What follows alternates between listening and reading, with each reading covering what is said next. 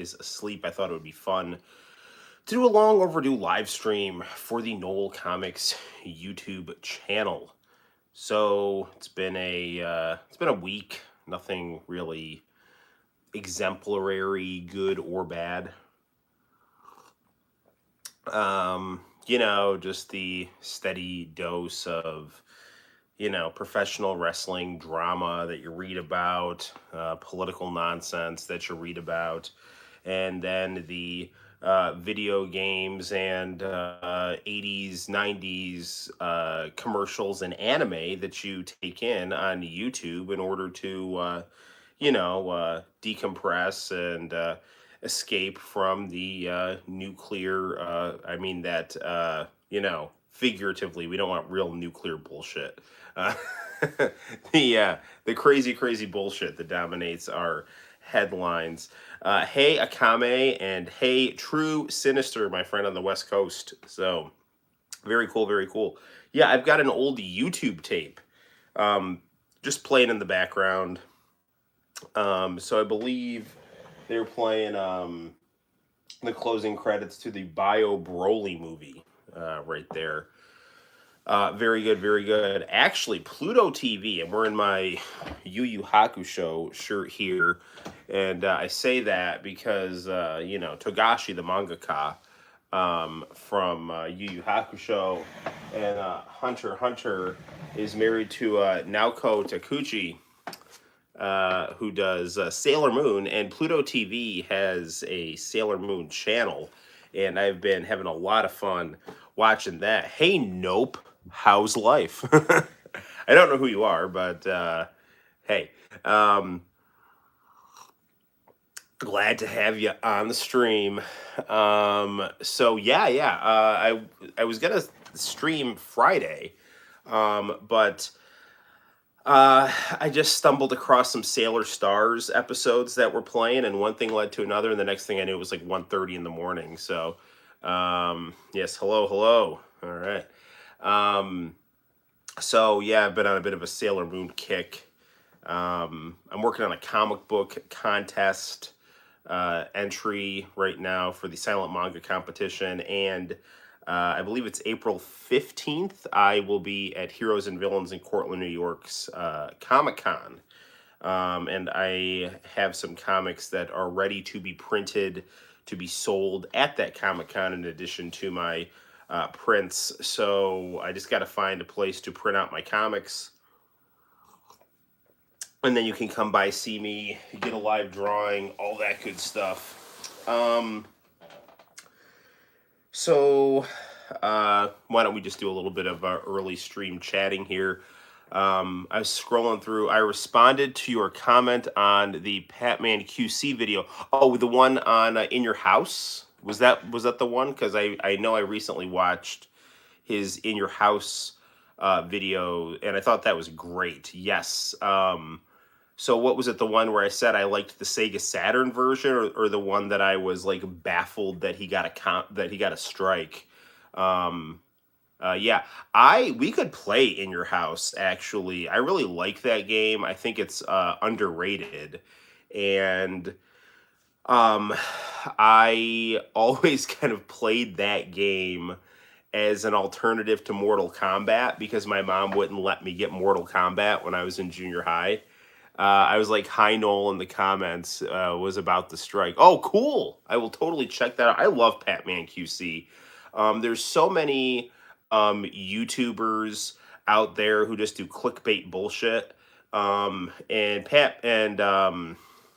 you know, Patman QC is he's a real one. He's a dude who is about that life of being someone who grew up playing cool video games, and he's got a crazy backstory. I guess he had like what was it, meningitis or something, and almost died, and so he plays video games without hands, which is nuts.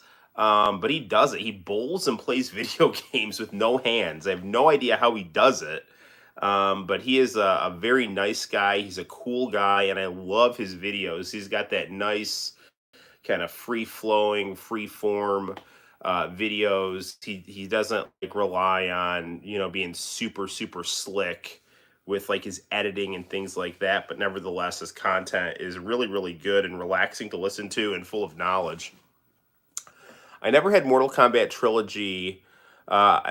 In Your House and Marvel Superheroes were my first games on the PlayStation from Blockbuster. That's very, very cool. So I got In Your House on the Sega Saturn. Do I watch Orange Road? Yes, I love Orange Road. I love the aesthetics of Orange Road. I haven't seen every episode of Orange Road, but it's an anime that I like to drop in on whenever I see it's on, and it's an anime honestly that I have on in the background often. And I just think it's awesome. It reminds me of like Archie comics with cool 80s city pop from Japan and beautiful aesthetic 1980s artwork.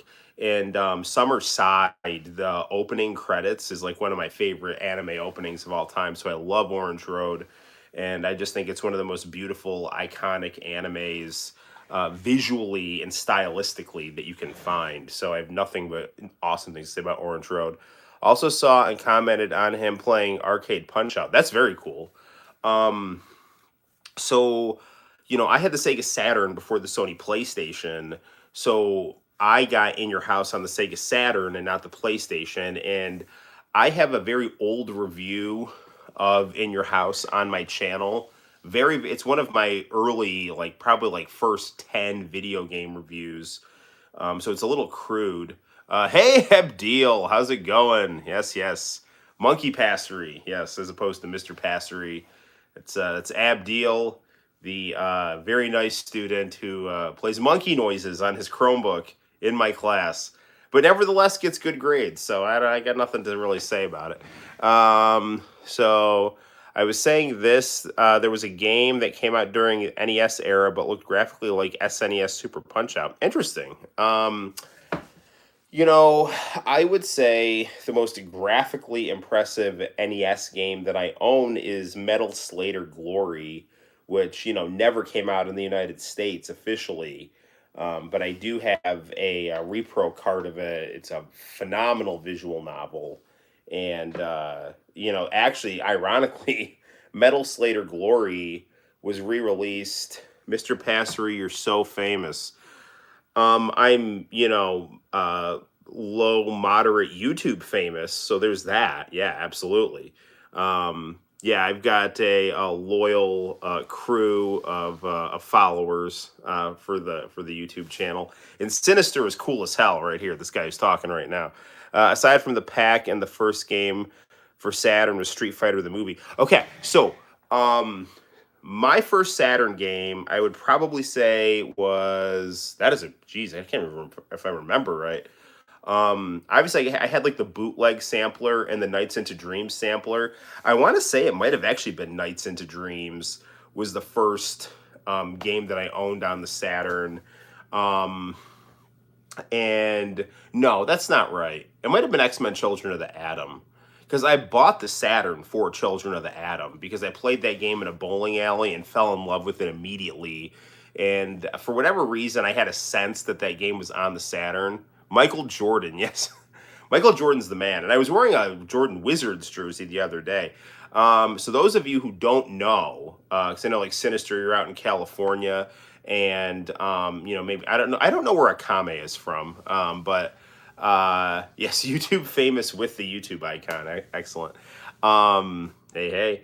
The school that I teach at's girls basketball team actually made it to the state Final Four. So they were the one of the four best basketball teams in the state for high school girls basketball. And they sadly lost, and it was actually really cool. Our principals set up big screen TVs in our gym. So I took my kids to, oh, thank you. I'm your favorite teacher. Very nice. Uh, our principal, the same one that got me like my game room speakers, because he's a cool guy. Like he set up these big screen TVs in the gym. Others did, and the girls did like really well for the first half, and then the second half they were playing zone defense, and the other team started eating them up on 3-point shots. They ended up losing the game, but they had a hell of a season. And it's good because a lot of the team is basically going to come back intact because there were only 2 seniors on the team. But I was wearing my Michael Jordan Wizards jersey because that's my favorite basketball jersey to wear. I had a Jordan's Bulls jersey that I wore and still wear from when I was in high school, but I've kind of, bulked up. And so I have like a double XL Jordan Bulls jersey, not a Jordan Wizards jersey. And I kind of like the Jordan Wizards jersey better because, Jordan was 40, I'm 40, kind of thing. And Jordan was on the Wizards when I was a senior in high school. And so I always have kind of a soft spot in my heart for the Michael Jordan that was on the Wizards. So I like the Michael Jordan Wizards jersey, even though I grew up liking Jordan on the Bulls. So yeah, but I was rocking my Jordan's Wizards jersey because it was basketball day basically at my school. I am 40 years old. I was born in 1982. So I've lived in the 80s, 90s, 2000s, 2010s, and now 2020s. And I try to live simultaneously in each of those decades. Do I watch Urusei Yatsura? I've seen Beautiful Dreamer, and I like it a lot. I have not seen the actual television series of Urusei Yatsura. But I love Rumiko Takahashi. I love Ran Mahaf and Inuyasha. Actually, Inuyasha is now on Pluto TV. One thing I noticed about the Pluto TV broadcast of Inuyasha is they don't have the V6 opening Change the World on it. What was my what? What was yours? Who was my favorite teacher? My favorite, if that's the question you're answering, his name was Pastor Miller. I have a lot of teachers that were very, very good to me throughout the years. There was a Chinese history professor. Oh, my first DVD. I was going to say in college, I had a really cool professor from China named Lao Shu at Cortland State. And I had other cool history teachers at Cortland State, like Gigi Peterson, who did Latin American history, and Randy Storch, who did labor history, and Sandy Gutman, who did French history and Jewish history. And he was a great mentor and friend. But I would say the Binghamton professors were smart and nice at times, but they were kind of in a cultic hive mind of their kind of pseudo Ivy League school. But that doesn't mean that there were some that really helped me out.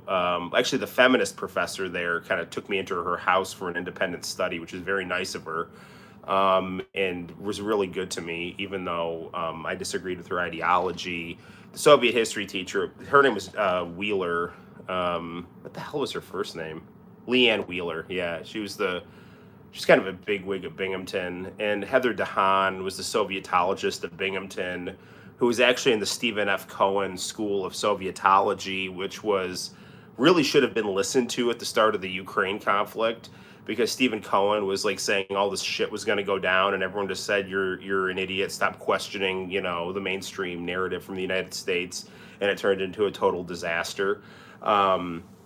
So she was of the Stephen F. Cohen School, and she was very good to me, but she kind of just, I don't know, when my advisor kind of like freaked out on me and just didn't really see my interest didn't click with her or whatever, like they kind of left me hanging out to dry at Binghamton. So that place is kind of crazy. Not just because they kind of screwed me over after I put so much work into their history program, but just also they're very, very left-wing ideological. But Pastor Miller was my favorite teacher because he just was a very honest, intelligent, kind, strong authority figure and teacher. And he is someone who would just talk and talk and talk about his life experiences. And you knew that he cared, and he was able to relate those like life experiences and that wisdom to the content that he taught. So I always found his classes very entertaining, and his expertise to be very deep for things like the Bible classes that he taught and just the general mentoring that he did. So he's the principal at Cortland Christian Academy. Now he's like the superintendent there. but I would say, yeah, he's just a character, and he was an awesome teacher, and I still consider him a friend. And I would love to hear what he thinks about Aaron Rodgers playing for the New York Jets now, because he kind of. I ended up being a Brett Favre fan after he left the Packers because Pastor Miller's a big Packer fan, and I always thought the Packers kind of did Brett Favre dirty. So I started liking Brett Favre on the Jets, and then I fell in love with the Vikings because of that Brett Favre season. Um, and now Aaron Rodgers, Brett Favre's replacement that all the Packer fans love, is now following the Brett Favre path of aging out of the Packers and going to the Jets. And so what's going to be curious to see is if Kirk Cousins doesn't win that Super Bowl for Minnesota, they're probably going to not renew his contract, and then I bet you any amount of money they're going to try to get Aaron Rodgers to go play on the Vikings, which is what all the Packer fans said was never going to happen. I don't want Aaron Rodgers on the Vikings, really. I want Kirk Cousins to win a Super Bowl because Kirk Cousins is a hell of a player, and he has improved dramatically since Kevin O'Connell came on as the Vikings head coach. The Jets can have Aaron Rodgers. I don't like Aaron Rodgers. Brett Favre wanted to play for Green Bay, and Aaron Rodgers was just trying to get out of Green Bay and hosing Green Bay for like millions of dollars. And I also think that Aaron Rodgers has an entitled attitude. Brett Favre was just dramatic and liked attention, and he was an old man, and he was a badass, and he was a pervert, and he was, just like the most charismatic football player ever. And he just got totally screwed out of that 2009 Super Bowl. That still makes me just furious. Furious that game.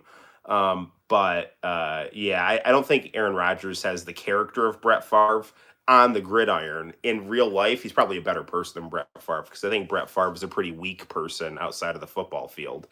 But that's a story for another day in terms of his dick pics and welfare fraud. So both do have their problems, but I would say that Brett Favre played with a lot of conviction on the football field. I'm happy as is. Well, so back to Sinister's question. What was my first DVD? My first DVD was Akira. And I didn't even have a DVD player yet, but I went to Walmart, and this was at a time in the late 90s, early 2000s, probably like 1999, when anime was just kind of getting into the mainstream of the United States. You didn't have to order it special from a website or obscure comic book magazine, or obscure magazine you find at a comic book store or something like that. And I remember I went to Walmart, and the first manga I ever saw was these Pokemon manga that were sold in bunches in these giant comic book bags. So I bought those just because I just wanted to buy a manga. And then I went into the video game section, and they had Akira on DVD. And so I bought Akira, and eventually when I got my PS2, I was able to watch it. And so my first DVD was Akira, the legendary anime.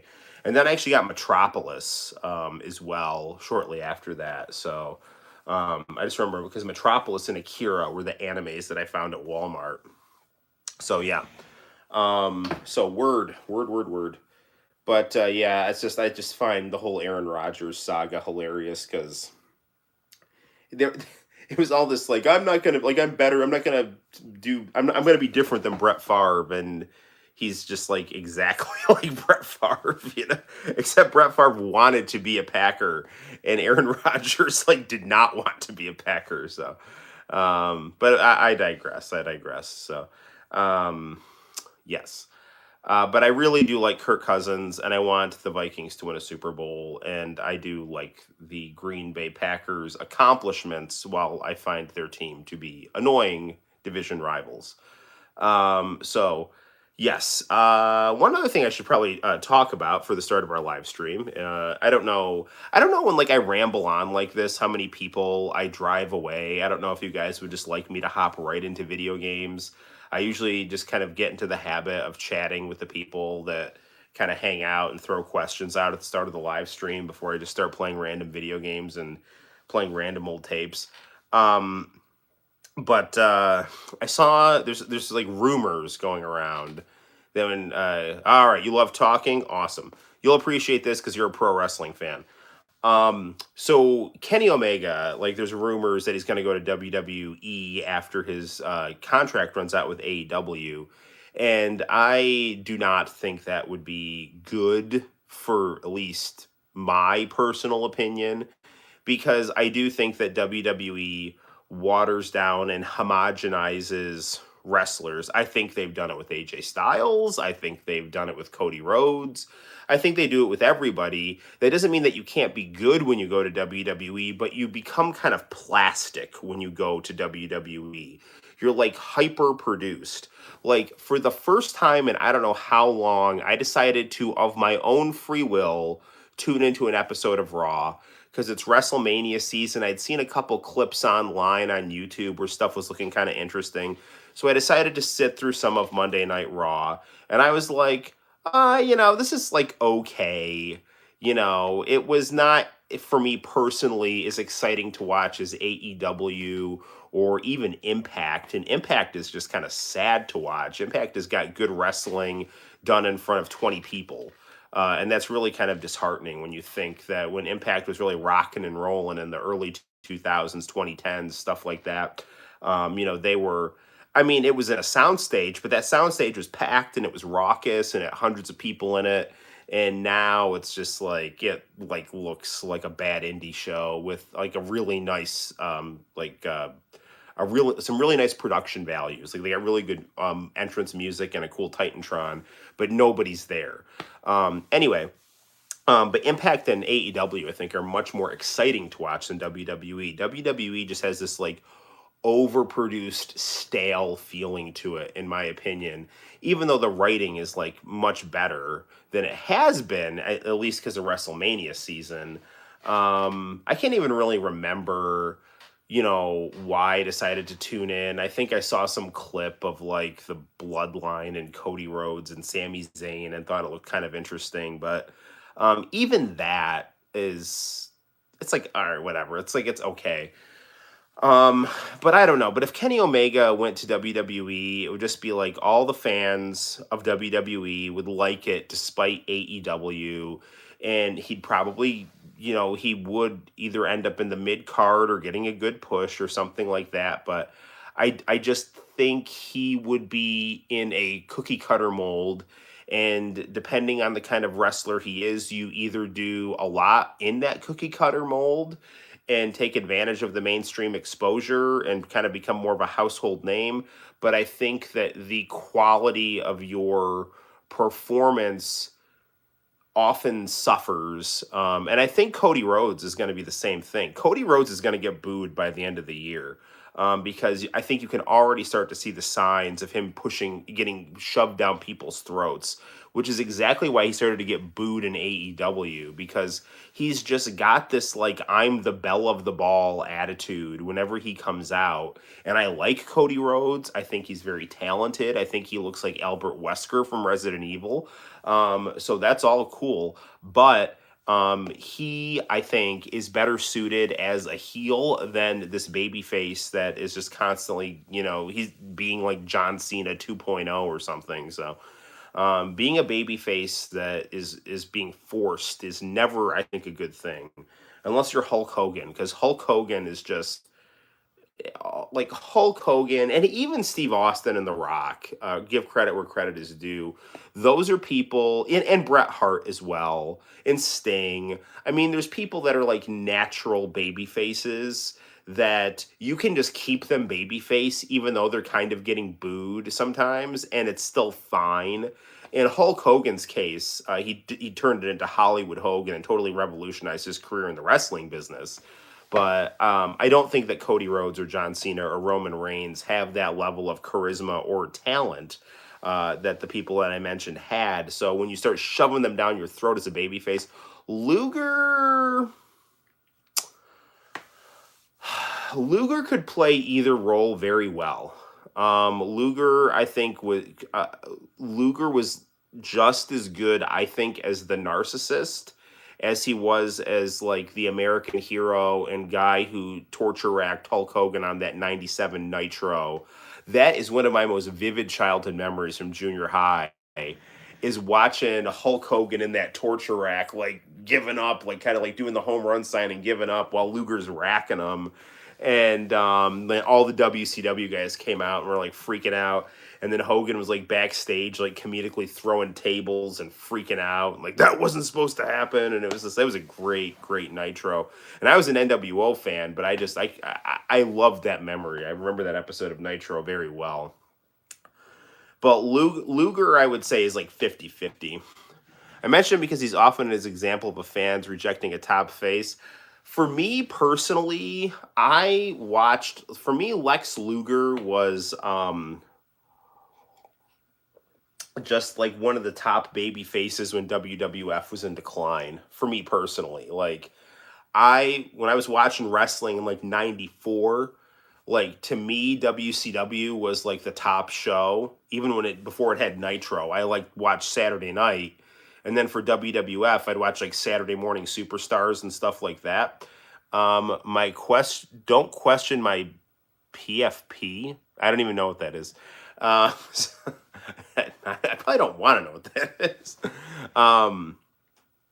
So yeah, I just always thought like my memories of Lex Luger is like him being the American hero with Jonathan Taylor Thomas. Like I remember Jonathan Taylor Thomas like hosted WrestleMania one year with like Pamela Anderson and something like that. Oh, my profile picture. I can't tell what it is. I think it's a guy eating a sandwich. I actually can see better up close without my glasses, but I'm nearsighted, so like I don't know. So yeah. Anyway, so yeah, I just remember. Yeah, I started regularly watching WWF going into Buried Alive. Interesting. Yeah, I would say I started watching Saturday Morning Superstars in like 94, 95.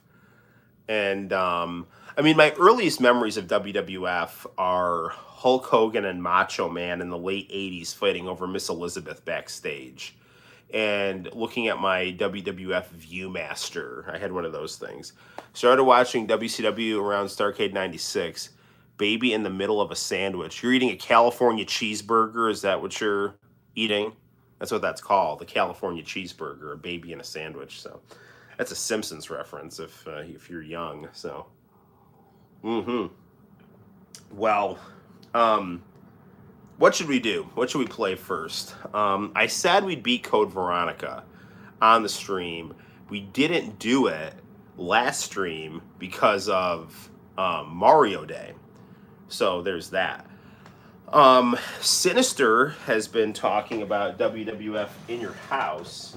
So we could absolutely play that. And I have In Your House for both the PlayStation and the Saturn. Although I didn't know there was a DOS version of In Your House. So, that would be a really cool thing to get on an emulator. I guess I don't have In Your House in my long box Saturn drawer. It must be in another place. And also, a friend of the channel, Rogue Drums, stopped by the other day because I inherited a comic book collection, and he ended up beating me at Street Fighter, and that's a sign that I need to play more Street Fighter. So we should play some Street Fighter on the stream. I casually watch when Yokozuna, Hakushi, 123 Kid, stuff like that. Yeah, for sure. I remember. I absolutely remember Yokozuna and Owen Hart as a tag team, and they beat the Smoking Guns. That was a big deal. Somehow Hulk Hogan was known and ingrained. Yeah, Hogan was my favorite wrestler, always has been, and I just randomly decided to tune into WCW one day. I had no idea Hulk Hogan was going there at all. I was just like, I feel like checking out this other wrestling. So I remember like they had WCW trading cards. I went to like this place called St. Mary's School, and they had this thing called the Bazaar, which was like a little fair inside the school. And they sold just like random crap, like quilts and trading cards and whatever. And I remember when I was in like second grade, I just bought this pack of WCW trading cards. And I remember it had like Sting and Ric Flair in a pink robe and stuff. And I was like, oh, these look kind of interesting. But WCW, like, I like WWF better. That was my second grade mind. And then when I was in fourth grade, for whatever reason, I was just like, let's see what WCW's like. So I turned it on, and it was like Hulk Hogan coming into WCW on a ticker tape parade. And after that, I was a WCW fan. So, which was a great time to join, because it was like the Faces of Fear and the Dungeon of Doom and stuff like that. Actually, I would probably get in trouble because in the background is Hulk Hogan's that match he did in Memphis with the Giant, Paul the Great White, the Big Show.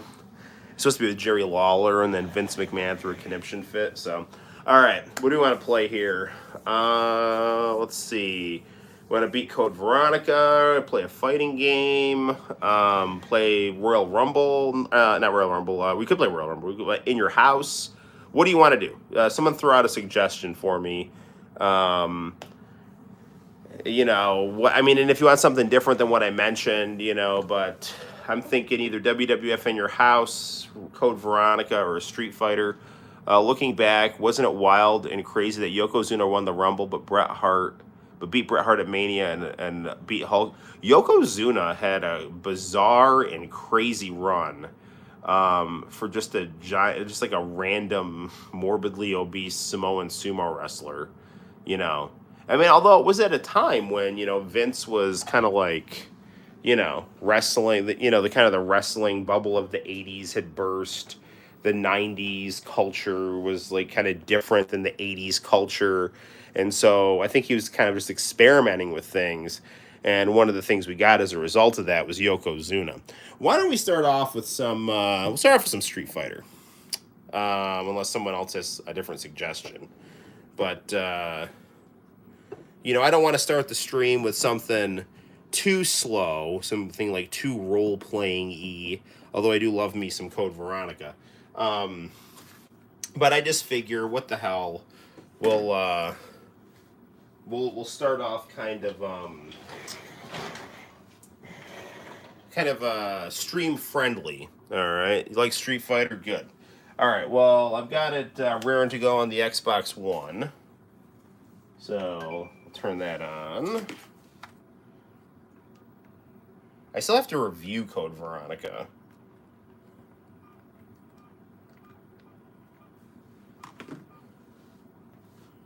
All right. I just ordered a hard copy of Final Fantasy VIII on my PS4. So, I mean, even though I have it digitally on the 360 and I have a hard copy on my Switch, I saw I saw a copy on Amazon for like $24 for the PS4. So I thought it would be fun to like hook the PS4 up to like a CRT monitor and play some Final Fantasy IV on it with like those new high-res graphics.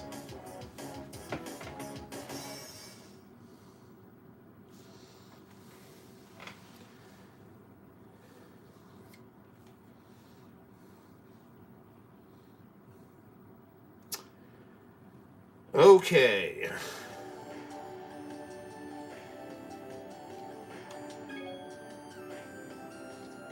Alright, let's press A to start here. We'll play offline. Play some arcade. And everyone likes Third Strike, so... So they have these really funny AI videos where they have Donald Trump, Barack Obama, and Joe Biden playing video games with each other. And I think the best ones are when they're playing Roblox, but I was actually watching one today where they were playing Street Fighter 3 against each other, and it was okay, but the Roblox ones were actually funnier.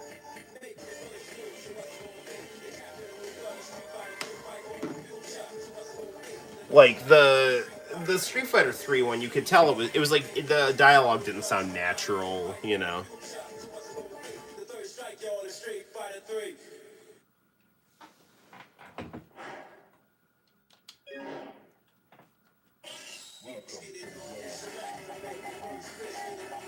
10, 9, 8, 7, 6. Let's get it on now. Choose and pick the best one. 5, 4, 3, 2, 1. Shoryu Ripa.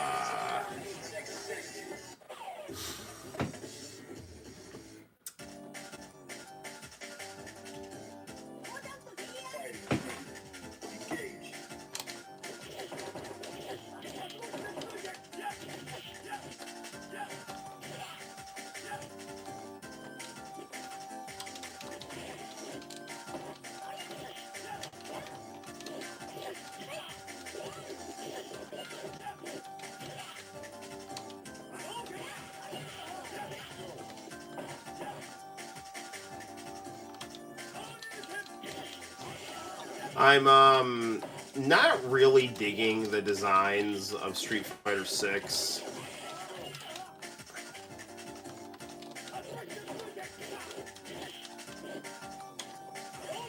I mean, I know they're gonna have like the better designs as like DLC and stuff, but still, I'm mad that Cammy's wearing pants. I know they're gonna have her Thongatard as DLC or something like that, but it's like I don't want to see Cammy in pants. I don't want to see Chun-Li in pants either. Like, I don't go to the romance novel sections and tell them to put shirts on the guys, so don't ruin my Street Fighter girls, you know?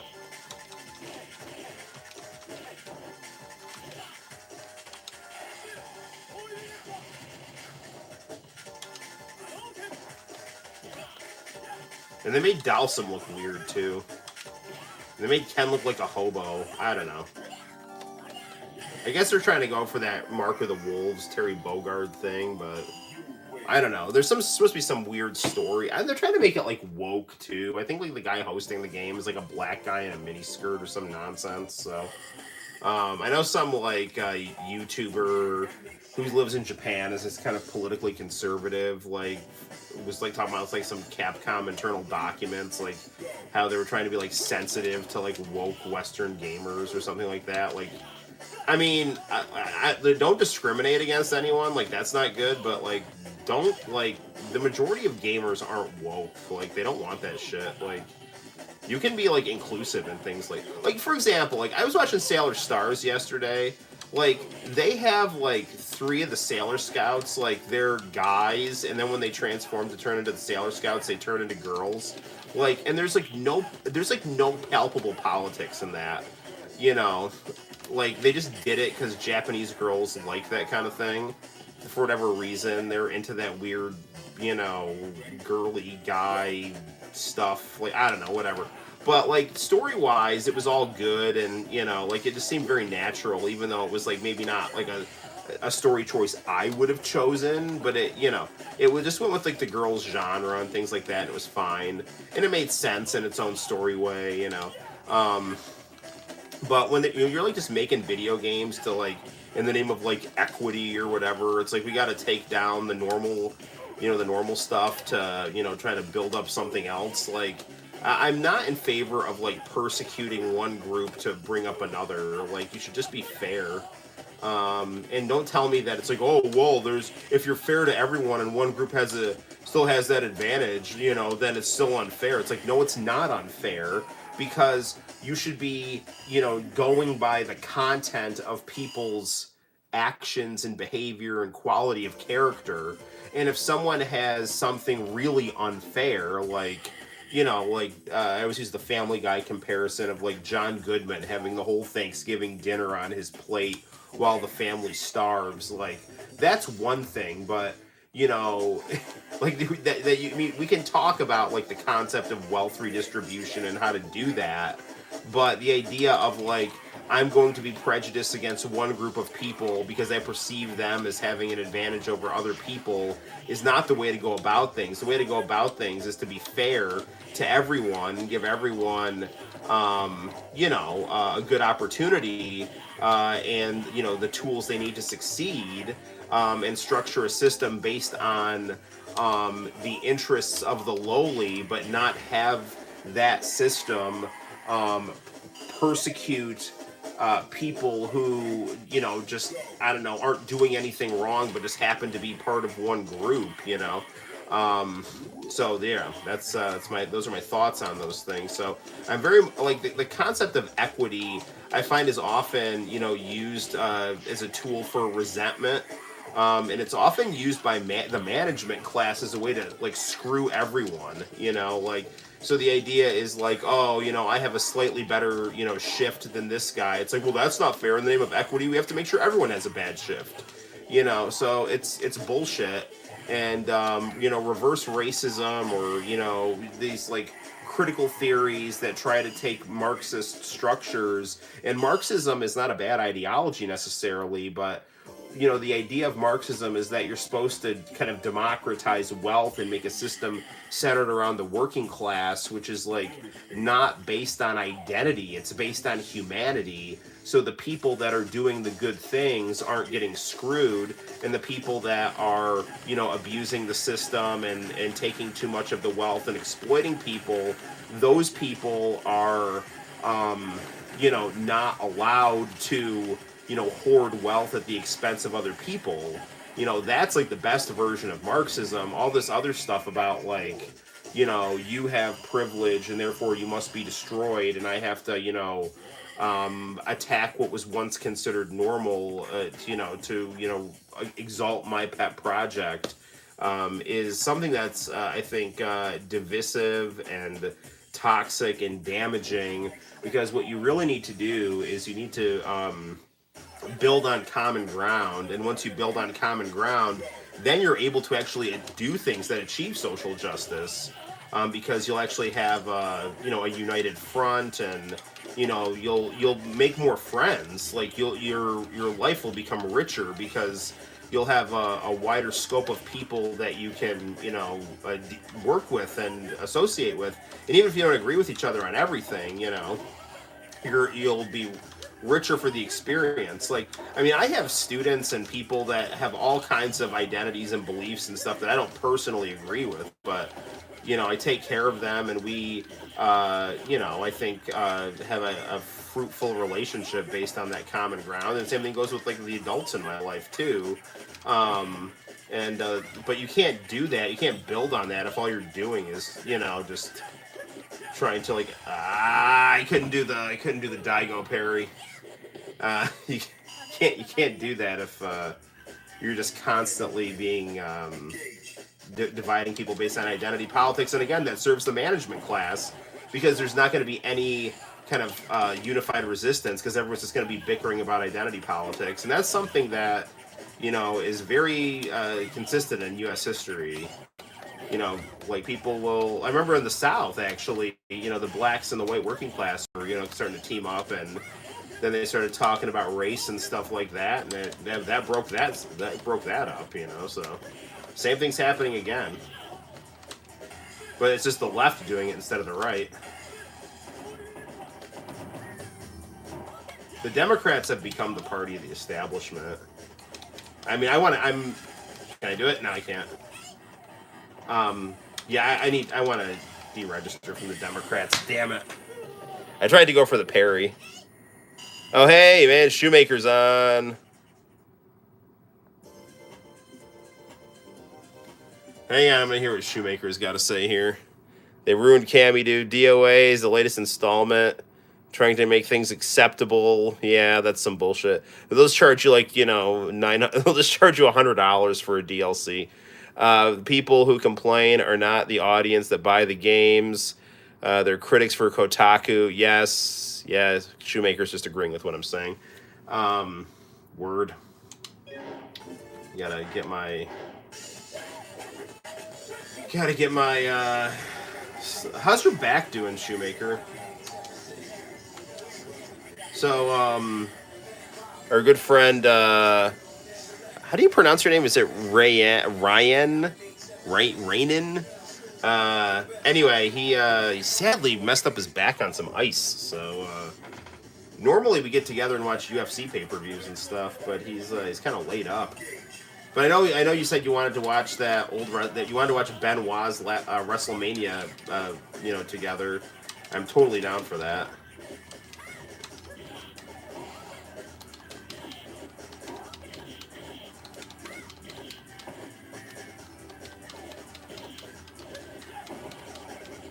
Progressives and populists are finding a lot of common ground, which I think is really good. There's actually a good book that I read at Binghamton University called The Populist Vision that was talking about how much common ground progressives and populists had in the 1920s. And, you know, it's happening again. And you can thank Donald Trump for that, because since Donald Trump was kind of anti-establishment, at least rhetorically, or enough to piss off the intelligence apparatus, you know, that appealed to some progressives, and so the progressives who don't like the security state, and then the kind of conservative populists who voted for Trump have been kind of like pushed together, and the Democrats have kind of abandoned the working class. So it's not good at all. I can't do the Daigo parry. Damn it! I made that mistake last time. I tried to go for too much. I tried to go for a jumping fierce kick. I should have just done something medium or light.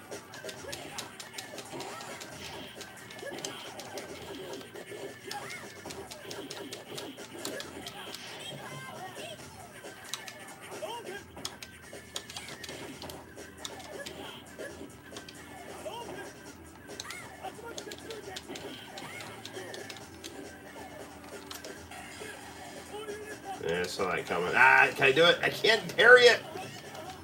I'm trying to parry that, and I don't have the skills that Daigo has. This is good practice for fighting Chun-Li, though. Rai is in bread, Ein is in rain. Your back is bad, but you're getting to work remotely. Half a sick day. Well, I don't have to have students on Monday, so that's a good thing. Not that I don't. I'm actually having a pretty decent school year. I have not, although I probably could have. I've yet to send a kid to the office. Although I have had to contact kids' parents, and they tell me that they get grounded and stuff. So it's like, it's probably better than sending you to the office. You'll care more when your parents punish you than the principal. So.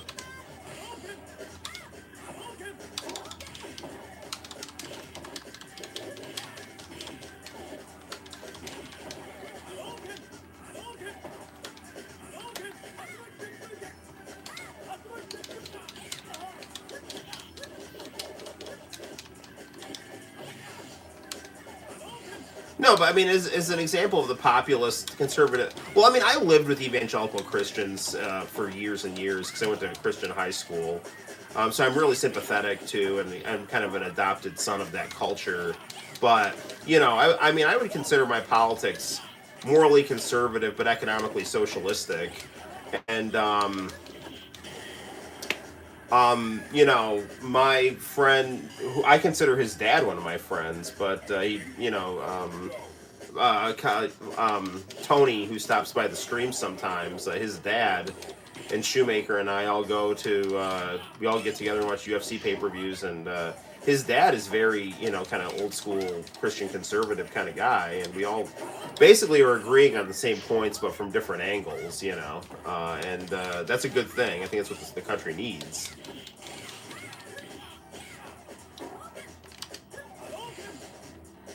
You know, good people with different viewpoints that, you know, can have diversity of thought while commonality of ethics.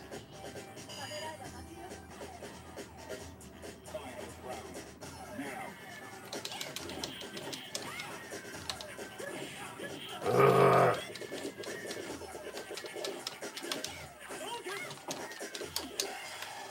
Damn it, I can't do the parry. I should not even try to do that parry when I see that. How would she counter that? Ugh.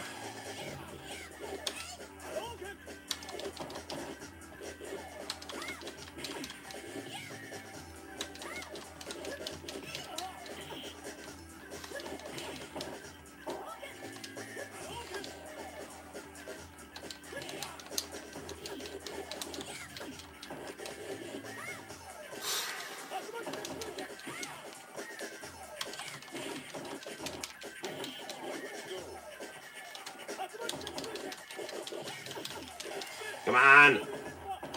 No! Darn it. How do I feel about objectivism as a theory? Hey, Arrow. Objectivism, I'm not exactly sure what that entails. Like just everything being like that you have to be objective about everything. I think that it's impossible to be completely objective, but you should try to be objective. But you should, in analyzing things, you should be objective. But your objectivity will lead to a subjective judgment. But I do believe there's objective truth. But that objective truth we can never totally understand because we're not God. So we should be honest with what we analyze, and understand that we'll probably never have total objective understanding of things, if that's what you're getting at.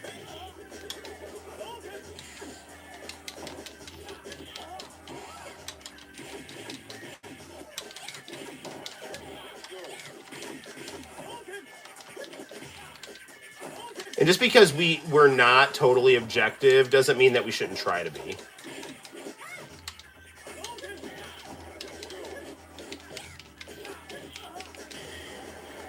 But like, here's an example of people not being objective. Like when Trump was impeached the first time, and he didn't really do much wrong. I don't think it's not anything compared to what was on, proven that Biden did on that laptop. But like people were just like, I remember like talking to someone and like, well, Trump's got to pay. Like, pay for what? Well, he's just been inappropriate. He's got to pay for being Trump. It's like, that's not how you should be thinking about your politics. This person, I got to get Al Capone on his taxes. Like there has to, I got to get this guy on something because I don't like him. So yeah, that's not being objective. That's not even being ethical or logical. It's being petty. It's being unfair. It's having a viewpoint that's going to make people attack you, and that's going to lead to a destructive set of thinking across the country.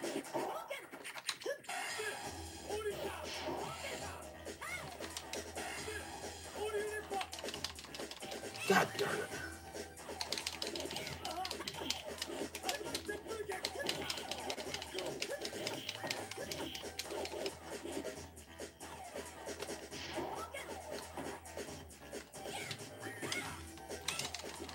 There you go. Like, Ayn Rand. I hate Ayn Rand. I think she's a piece of shit. No offense. Like there being one objective reality. Yeah, no, I do believe there's an objective reality. 1 + 1 is 2. That's objective truth. But then there's other things that we can't completely understand, because we're not God, and the best thing we can do is like partial understanding. But I think Ayn Rand was a narcissistic elitist, and I think that just I think that people who view capitalism as an ideology, like her as a replacement for Marx, because I don't know, because they want someone who's like an abstract secular thinker, and Ayn Rand is like an like she's kind of like Nietzsche, because she thinks in like this idea of like the superiority of certain people. And I mean, some people are more talented than other people at certain things, but their value is not worth more than other people. Like, their value is that they're human beings and God's children. This idea that there's like the banality of the they and all this other bullshit. I have very little tolerance for that, personally. I mean, I might think that I might be more intelligent than someone, but that's a partial reality. That's a partial understanding. I might think I'm more intelligent than someone, and then they're going to know something that I don't know and totally surprise me. So, like, you got to be humble. Like, I remember, like, The Fountainhead or some shit like that Ayn Rand, they made that movie with, like, Gary Cooper and her, and it was just, like, how they were just better than everyone, and they were just like flowers that grew out of a pot of dirt or something. I hate Ayn Rand. Like, my theoretically speaking, I mean, Jesus Christ is my favorite philosopher, and in terms of like secular thinkers, I mean, a lot of Karl Marx and Noam Chomsky I like as well. Although, you know, Marx was certainly flawed as a person, and his ideas have been used for absolute lunacy. Uh, you know, so you definitely got to take that with a, you know, a grain of salt, and understand, you know, that Marx is not God or anything like that. And Chomsky, before Trump, I think had really, really good ideas. But once Trump got elected, he just turned into a freaking tool. And I say that because, like, I have an email from Chomsky where he's, like, telling me that, you know, burying the Hunter Biden laptop story is, like, not the media trying to manufacture consent. And he tried to tell me that it was, like, unsubstantiated claims and stuff. I'm like, dude, like, they're not substantiated because the media won't substantiate it, not because there's no evidence. There's people on the other side of those emails saying that they're real. There's actual pictures of him on the laptop. Biden's not giving any straight answers. Anyone that has dealt with anyone who's lied at any age knows that that something's up here. And you, like this like brilliant linguist, are being willfully ignorant for like political pragmatism. And then he like that. Then now he's saying that Trump's a statesman who's trying to prevent world war after, you know, he just was he was saying this like stupid bullshit like Trump's worse than Hitler and things like that. I mean, it's a freaking. I mean, the opportunistic hyperbole of Chomsky is something that he is ripe for criticism for. But he also has like really brilliant ethical critiques of American imperialism, and his linguistic ideas are very interesting. That our language is an extension of our biology, and that's why language is structured, and you know, it's very interesting. And his takes on American foreign policy and the media, and seeing through, you know, the structures of corruption, he basically applies a lot of democratic Marxism, democratic anarchism, and kind of a secular application of Judeo-Christian morality. And you know, for that, I view Chomsky, you know, as a real hero of mine. But I just think, you know, his old age and the novelty of Trump kind of caught him off guard, and he had some bad takes. I mean, I think Marx failed as a person, but as a thinker, he came up with some really good takes on, you know, the deep structure of how the economic base produces culture. And the idea of the historical dialectic, I think, is interesting as well, and accurate to a large extent. That, you know, opposing forces end up creating a new synthesis of a new synthesis as a result of that conflict.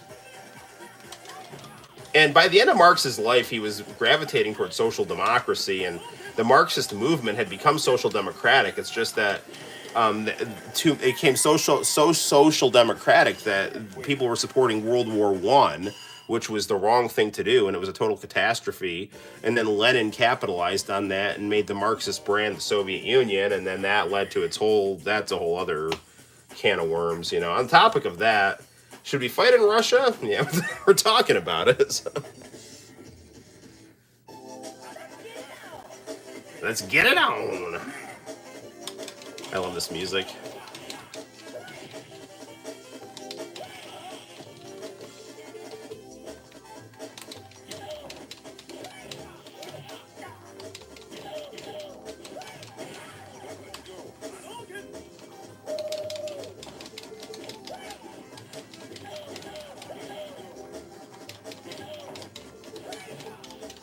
Street Fighter 3 has got a lot of influence of JoJo's Bizarre Adventure in the designs, I feel like. From how, like, painted up and the poses of Necro, you know. You know, Gil and Urien look like the Pillar Men. And I think a lot of that is because Capcom had the JoJo license at around this time.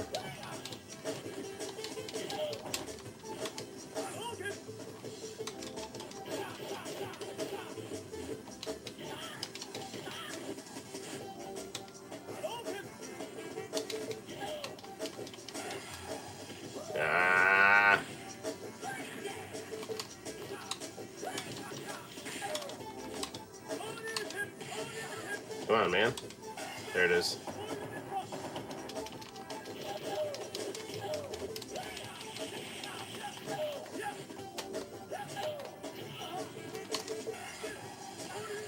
There we go.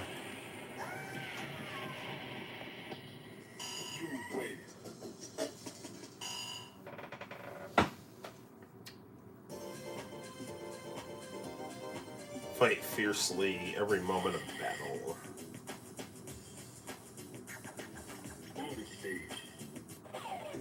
Ooh, it's Sean, my cool protege. Sean is another example of a totally organic character of color that's very cool. And he's just there because he's cool. You know?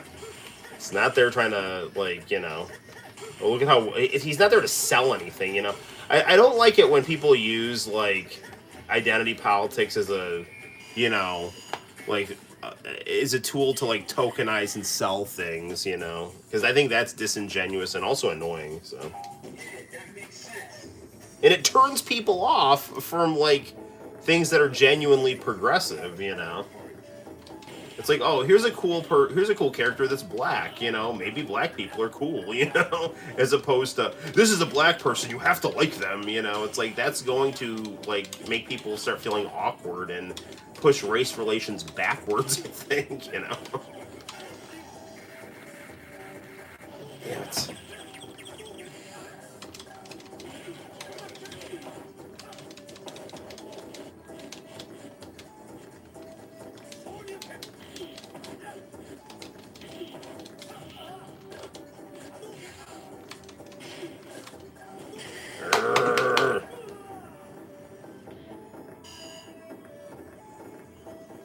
What do I think about that? What do I think about what?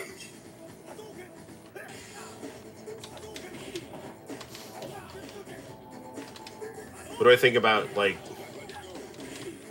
the commodity fetishism and token racial characters to show how progressive you are?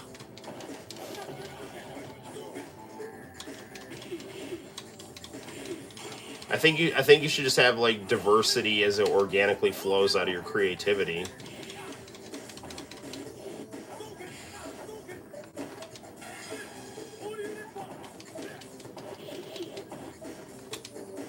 Like you shouldn't be diverse just to say, "Oh, look at me! I'm checking a box in a quota column," you know.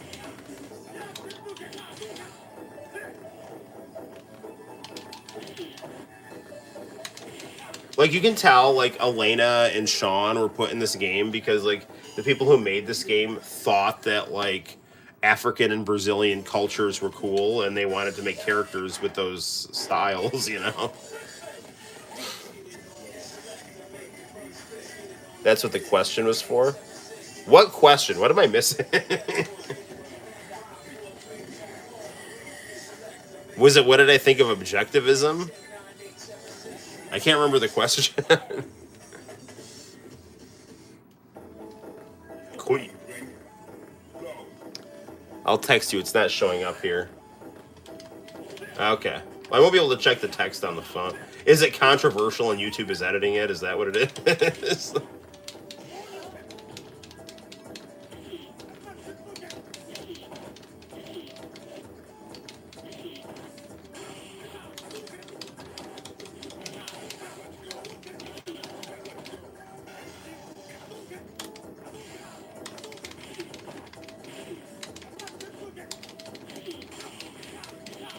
Damn it.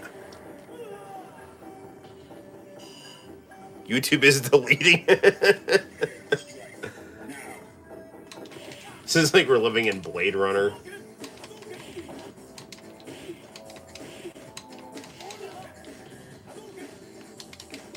I'm sure the answer to the question is that I love our authority and we should always obey what the government says and their corporate masters. Amen.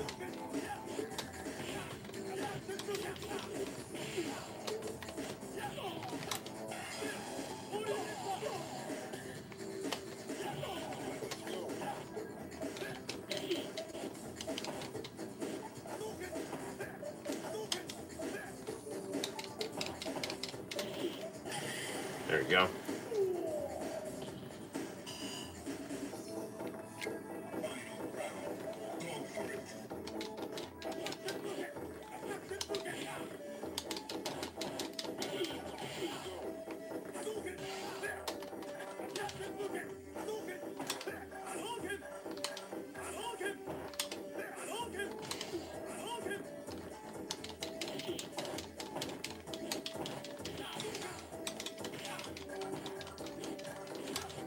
Come on.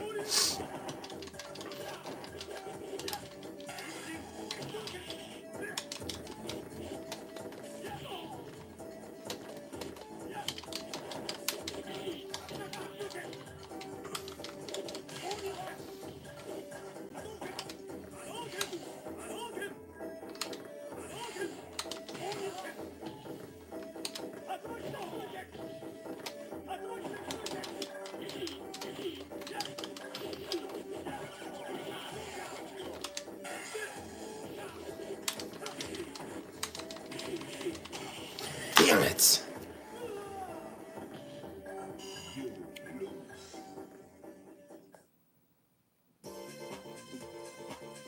Okay. All right. Oh, Stormy Daniels. I. About like what he said was going to happen on Tuesday or whatever. Yeah, I'm sure they'll do whatever they can to try to get him to try to make it so he can't run for president. And they keep trying to get him on stuff, and they can't. So I think that they're exposing themselves and the system as being undemocratic, and that's all it is. So we'll see what happens. And yeah, for sure, I think he ran afoul of the intelligence apparatus because he tried to run the country like a businessman and didn't care to understand about structures of American imperialism. And he is too charismatic and had too much money and had too much of an independent streak and was too much of an asshole. And so they can't get him on anything. So they're just going to do whatever they can to make it so he can't run because nothing is working. And he's the only alternative to the status quo that's been able to survive because he's got so much money. So, and he, as a WWE performer, knows how to engage the working class. And so that's what that's what it is. So, but yeah, them trumping up charges to try to make it so he can't run for president. Yeah, I think that's, I think it's bullshit. And, like, there are, like, I mean, there are better candidates than Donald Trump. Like, if Tulsi Gabbard, ran, I think that'd be good. I think, honestly, if you ran Trump with Tulsi Gabbard, I think that would be interesting, but, yeah, I don't know. I mean, he's certainly not, pure as the fallen snow. It's just that he's the only option that people have, because anytime someone honest comes through, see, Donald Trump was anti-establishment but had a lot of money, so and knew how to perform as a pro wrestler, so he was able to kind of bully his way through, and he penetrated the system, and now, like, the so-called powers that be can't put the cat back in the bag, so. But like Bernie had an opportunity too. He just chose to he sold out, because he's opportunistic, and he's just didn't want to be Ralph Nader, He just figured, what can I get out of this, Damn it.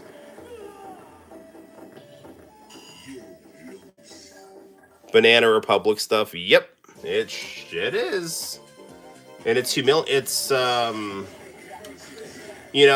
it's bad when the Democrats just all they're doing is saying, if you don't vote for us, democracy will fall, and it's like, you're literally telling people to be undemocratic, by accusing like half the country of being fascists and shit like that. It's like, it's ridiculous. There was some lady on Jimmy Dore, actually, that was, on Twitter. It was basically like a front for some, like, you gotta, like, there shouldn't be a Democratic primary because we need to save democracy. So it's like, we have to be democratic by not having a democratic election.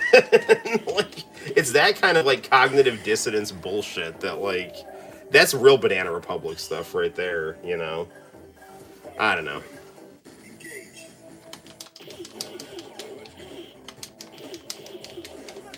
The only downside to Trump being president again is the ensuing psyop that will happen that will drive the country crazy when the media and everyone else is just going to kind of constantly agitate and browbeat people day in day out, and it's going to like destroy people's like lives psychologically because they're going to punish them for voting for Trump. It's like their version of bombing Afghanistan. They're going to bomb you mentally, to punish you for, making, for, going against what they want.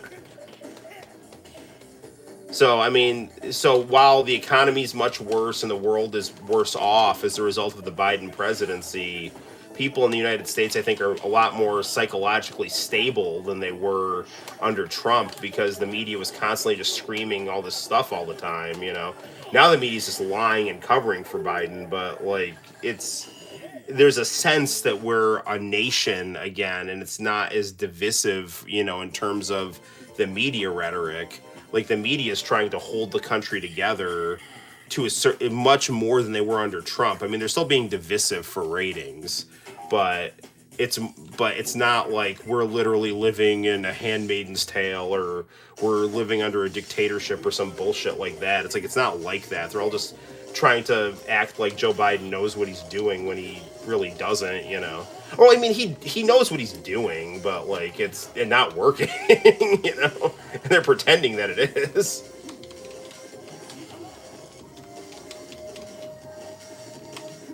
I mean, certainly Trump and Biden are not the best options that we should have, If there was a viable third party, I think pretty much everyone would vote for it.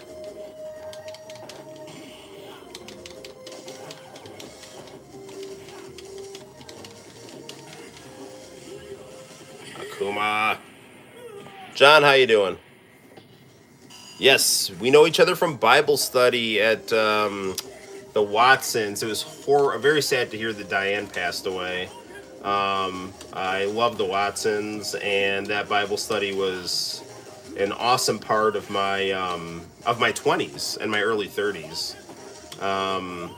I remember I'd go to the Bible study, then I'd go to the bar, and it wasn't like being like it wasn't like trying to be like, oh, I'm a Christian, and then I just go hit the bar. It's like, no, it was like I just had those two sides to me. It's like I'd go socialize with my Bible friends and my bar friends kind of thing, and it was a very interesting and nice time in my life, And I really loved that Bible study, and it really kept me in touch with like the evangelical community and things like that. And yeah, hey, Nintendo 70's on. How the hell are you, my friend? From the big city, the Big Apple, Nintendo 70.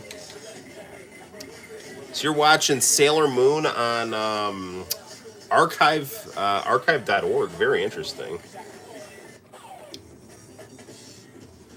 I'm also all right. I'm playing Street Fighter. That's what I'm doing. Playing Street Fighter and just rambling about politics, which is a pretty Noel thing to do. And I'm having a hard time with Akuma here. Okay.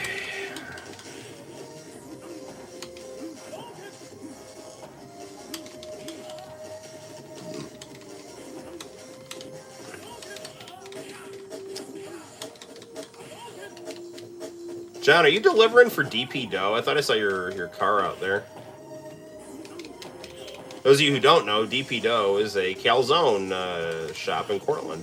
Actually, my the guy who runs my the jiu-jitsu gym that I go to is run by a guy who builds DP Doughs.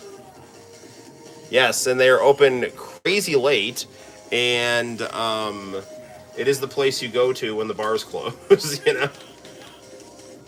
Go force feed yourself a buffalo calzone at 3 in the morning. That or an omelet at a diner that's open all night.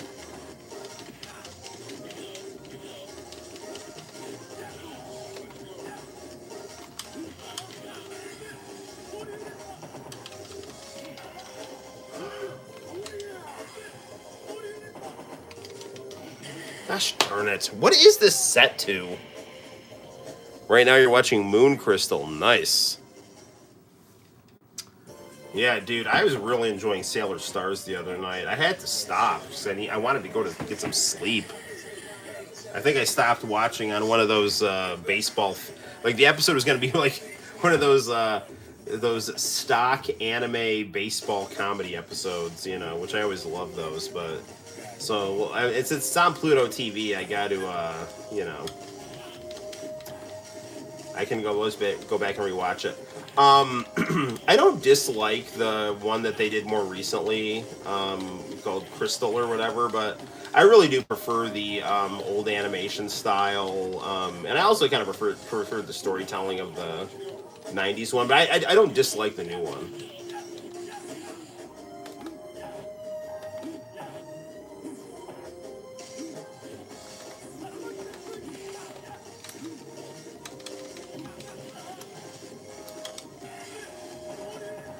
Block that, dude.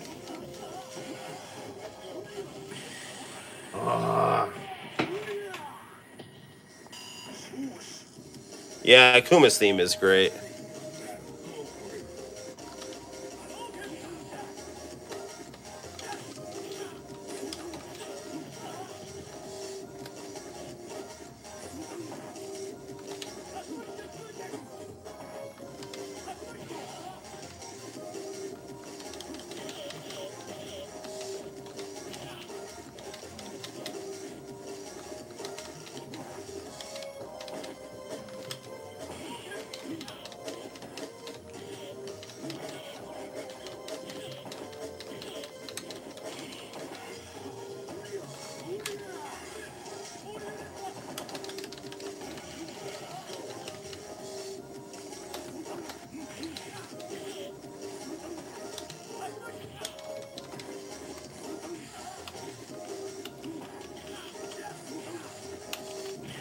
Gosh darn it.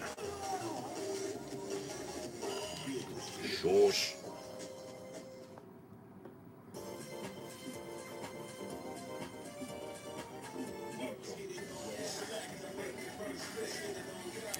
Three, I'm like the Eminem song. Or R. Kelly. After the party, it's the after party. And after that party, it's the hotel lobby. And then after that party, it's the Waffle House. So,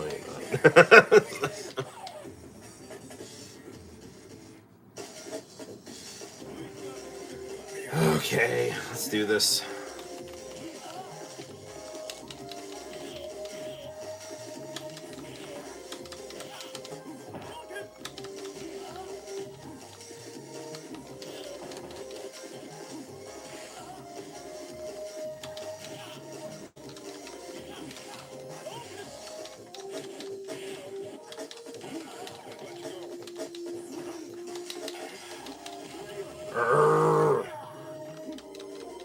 I am not going to give up on this.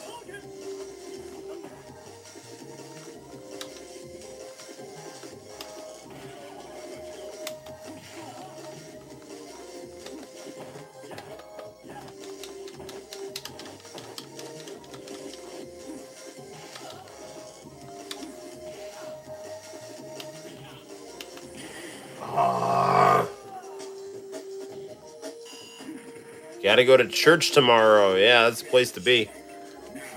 I also have to go to church tomorrow. I have to lower the difficulty setting on this thing.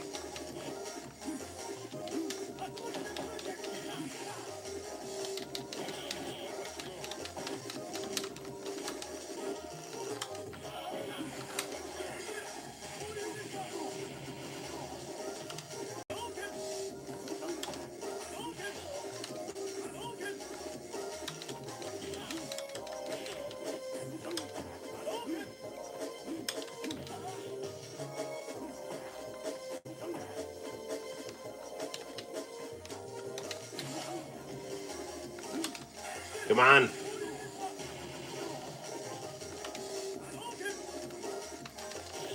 There we go.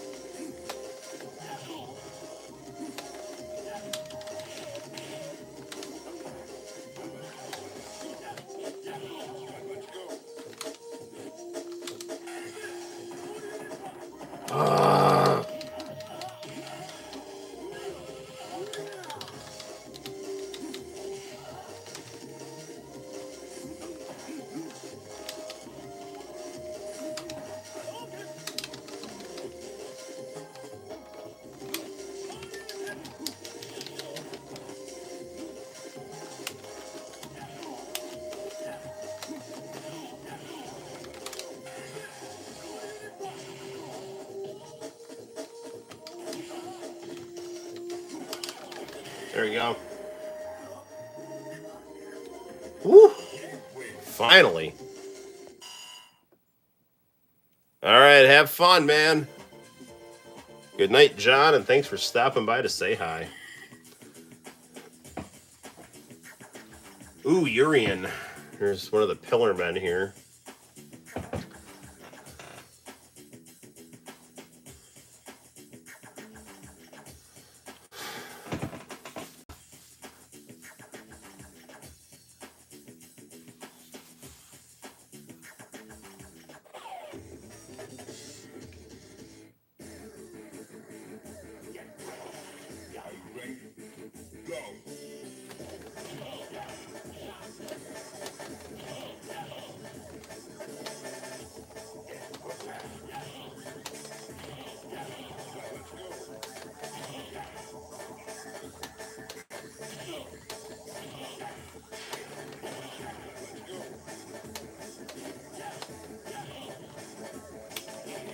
There you go.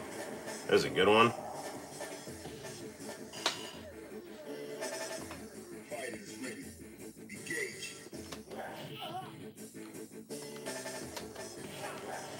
They're not doing so well this time.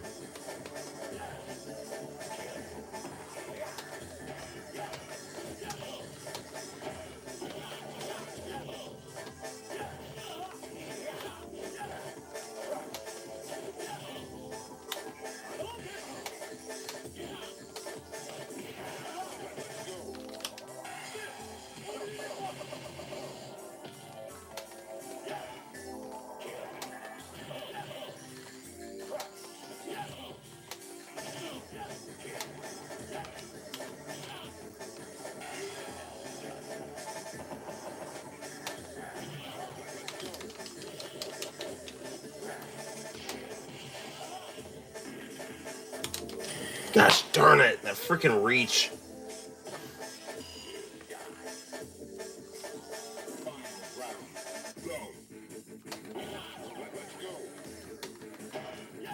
I mean, I'm in real life a fighter that has to get inside because I'm short and I don't have reach. So someone like Urian, you know, those big lanky legs and arms, you know, you gotta slip around those things. That's why that peekaboo style I like so much.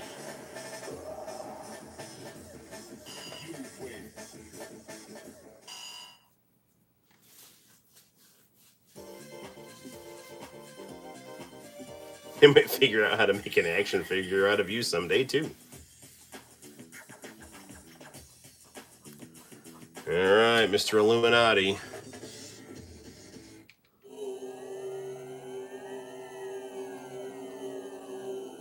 This sexy blonde secretary. The mark of my dignity shall scar thy DNA.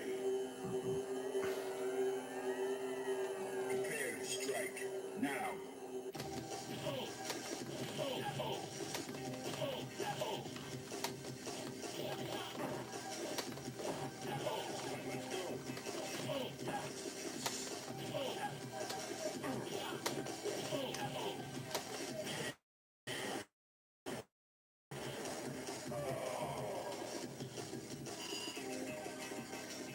Into the heat of battle. Go for it.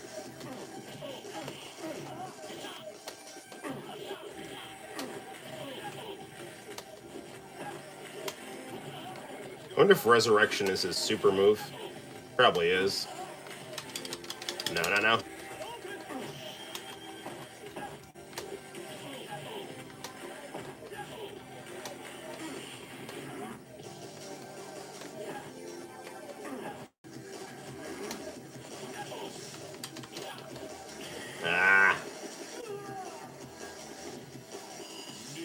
I was thinking about going for the super move there, but then I figured I might need to try to save it if Resurrection is his super move.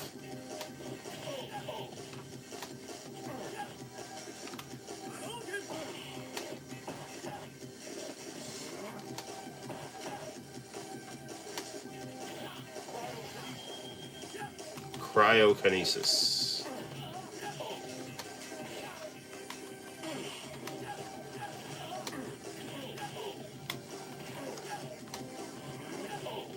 Fuck it, let's go for it.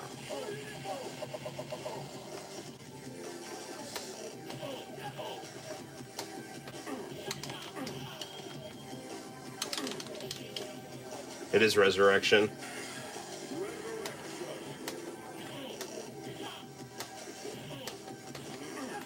Damn it.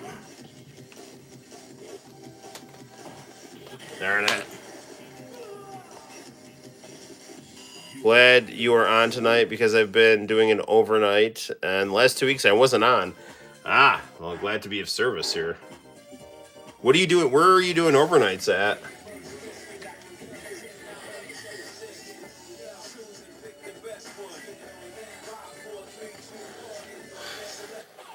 My, I don't know. My kids have been sick. I've been sick. You know, now we're okay. Now my wife's got a cold. And I'm very happy to be on here. I think last Saturday I had like a cold because I did my bag workout at the gym, and I all of a sudden, like, I walked into a freaking blizzard. The weather's been so bizarre in upstate New York. I went into the gym and it was like, you know, basically mild snowflakes and 50 degrees. I went outside, it was like, you know, 4 inches of snow coming down like a mile a minute, you know.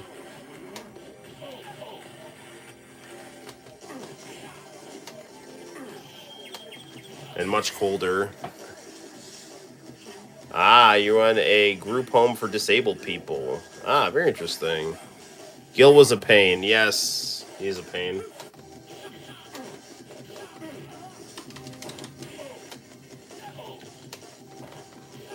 Come on, bro.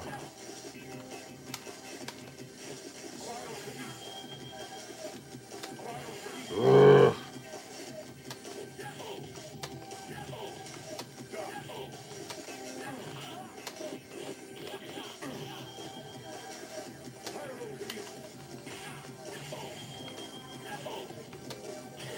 Ah.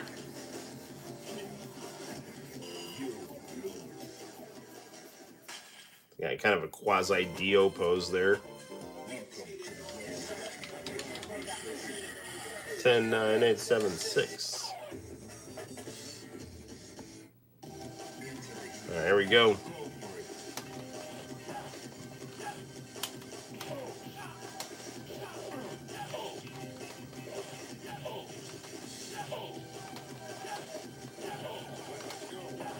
I mean, aesthetically speaking, I like the other Street Fighter 3s better than Third Strike, but I do really like the rap music in Third Strike.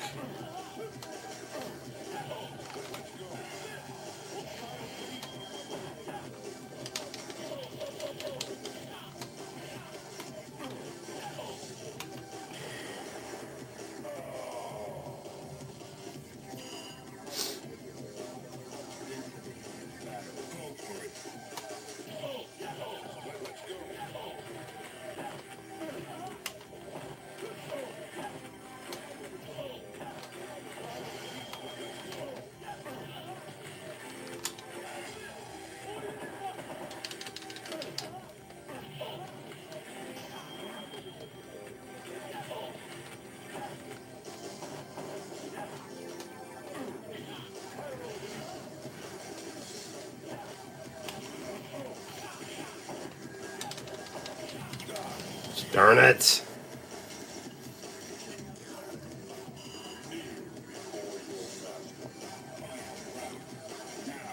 Come on, Ken.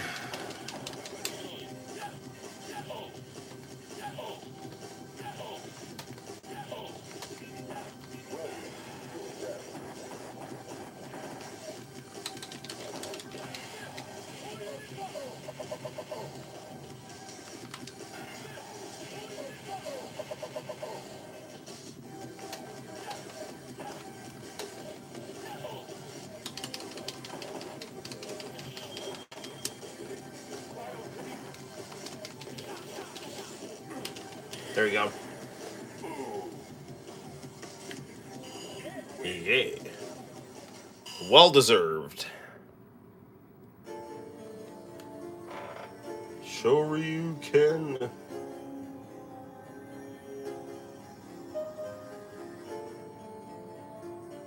The artwork in this game is so beautiful.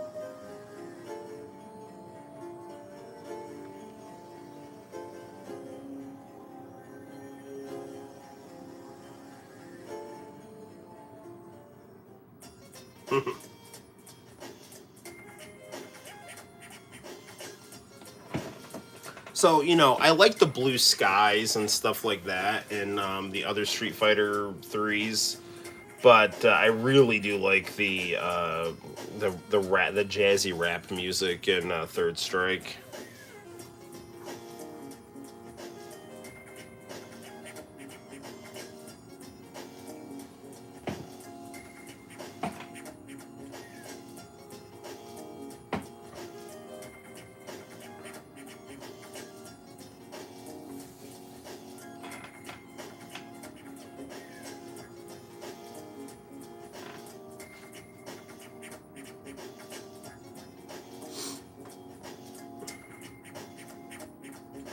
Do do do do.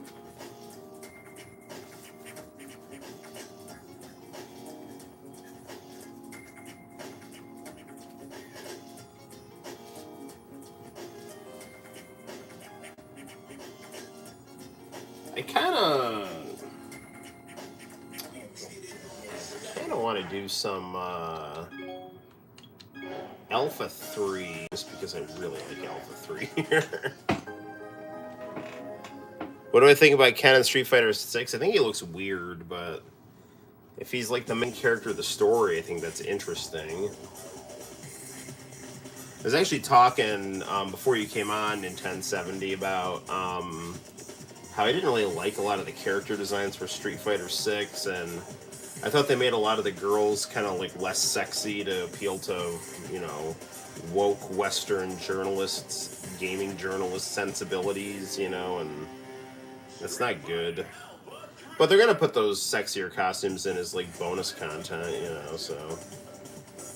Speaking of sexy costumes, Cammy.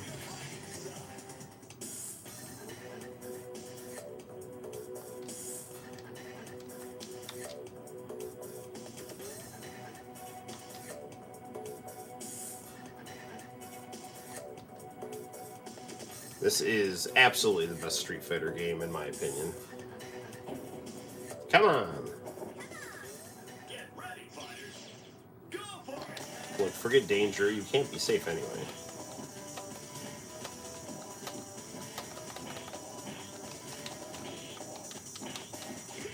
Yes, sir.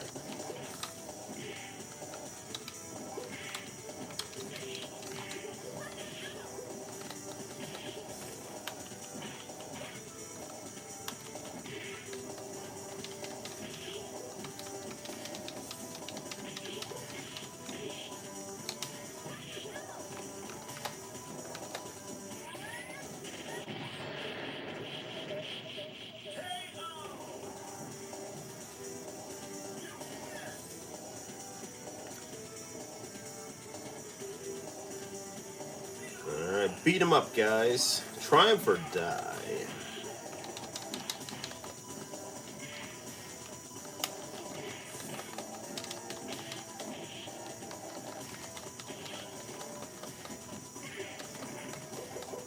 Rico.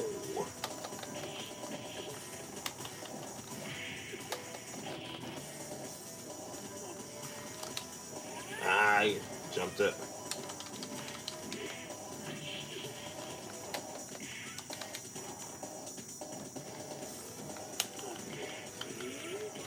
I tried to block it.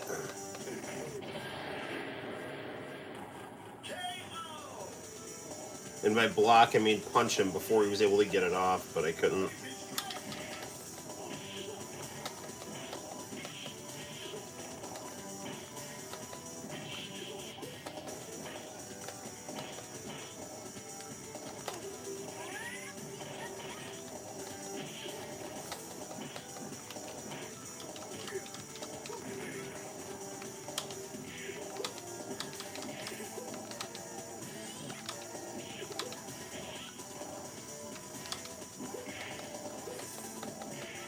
Darn it.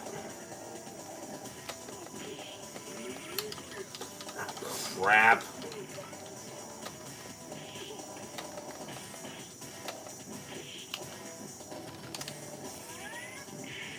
Oh, see, how come he can intercept my super move, but I can't intercept his super move?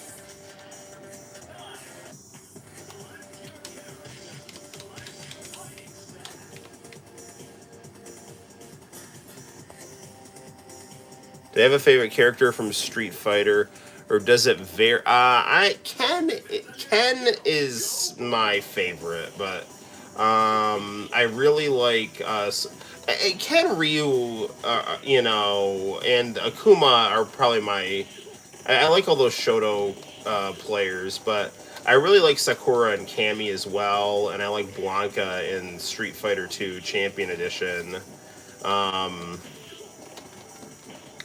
I mean, I like Cammy because I like her design, and I do like her kick moves.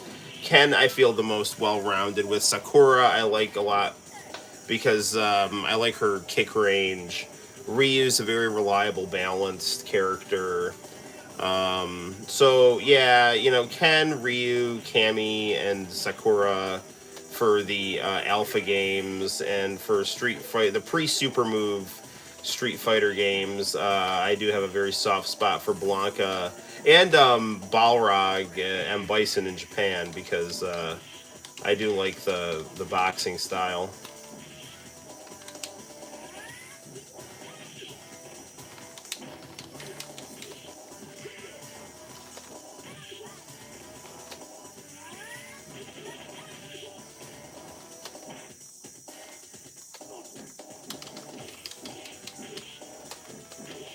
There we go.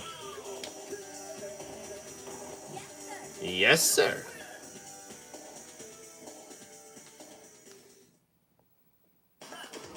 Like I do like Dan. Dan is fun to play. I just like Dan's personality.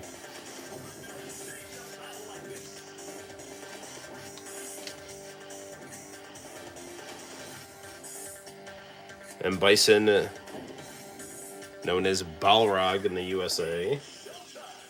Mike Bison. I'm strong. God, this game's got such good music.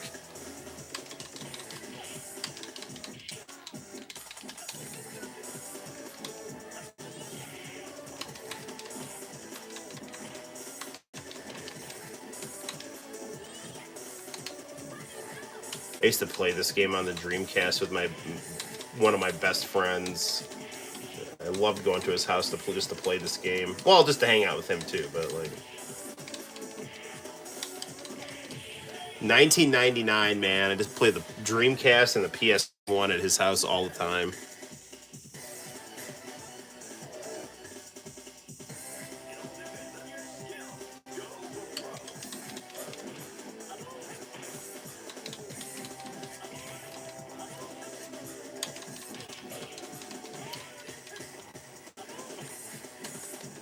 Oof.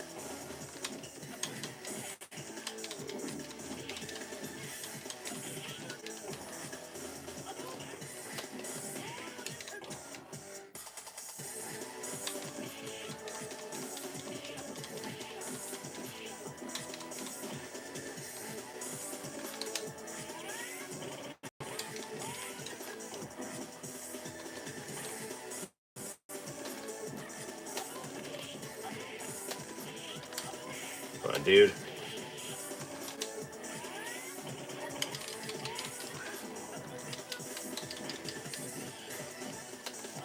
Urgh.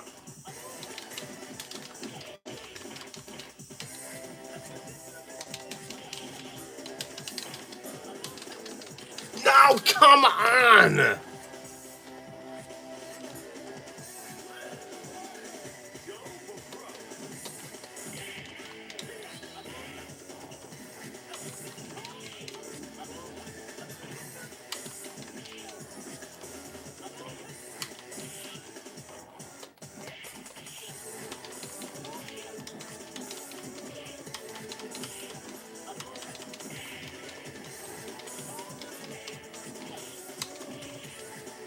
Ryu.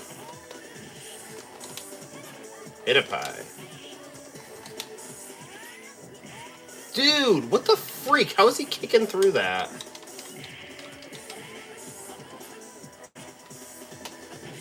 Urgh. Alright, I'm gonna do one more try against Ryu here. Balrog in Japan with the claw.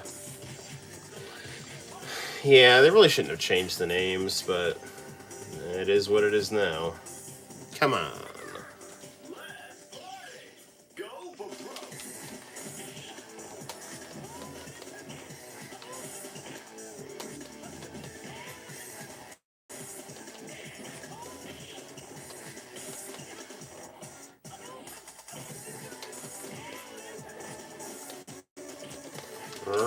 Ryu.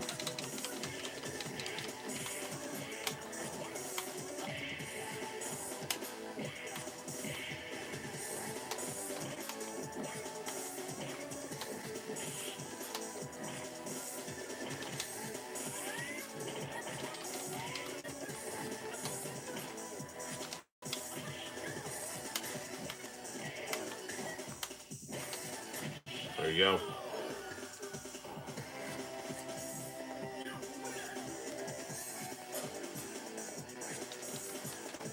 Alright, one more round here.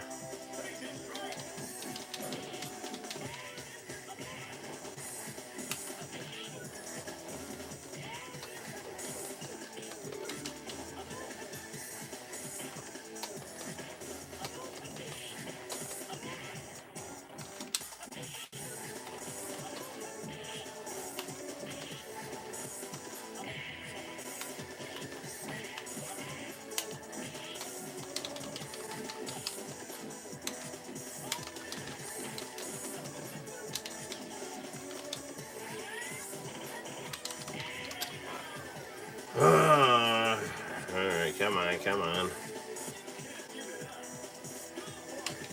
I heard this Akuma and Ryu picture is supposed to be based on Bret Hart and Diesel.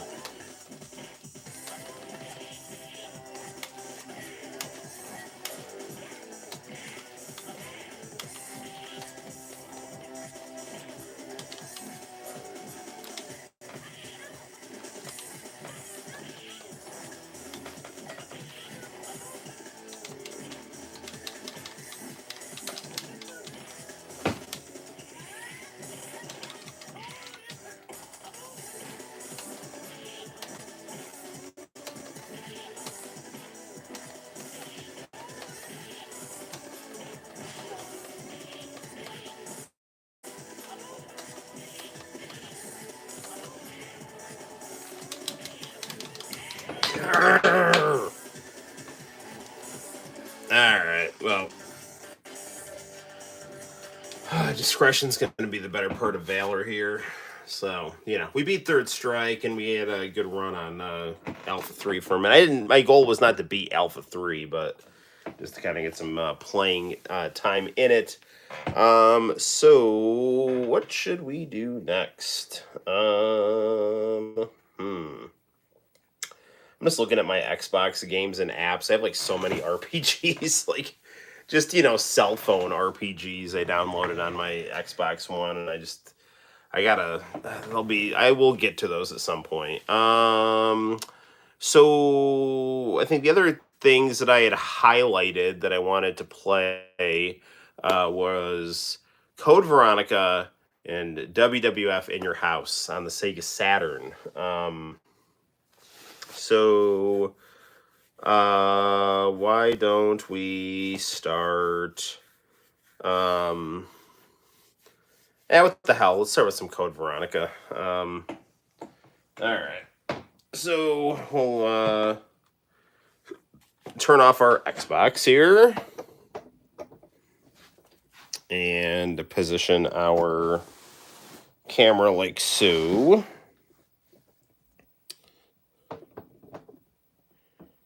All right.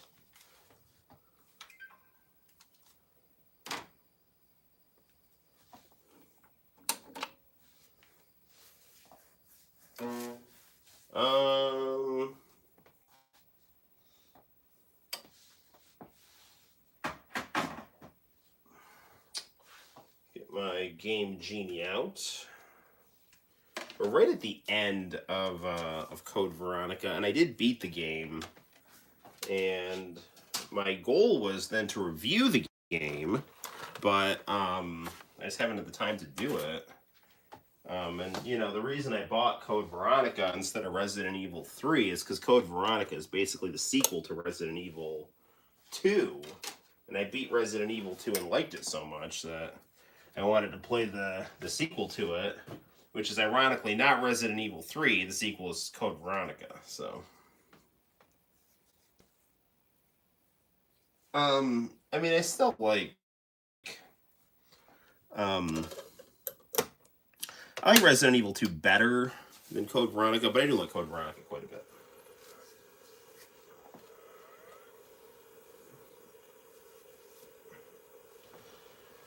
Okay, let's turn on our speaker here. Power on.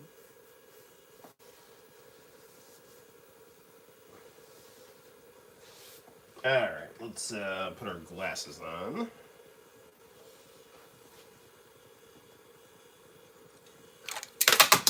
Oh, that is not good.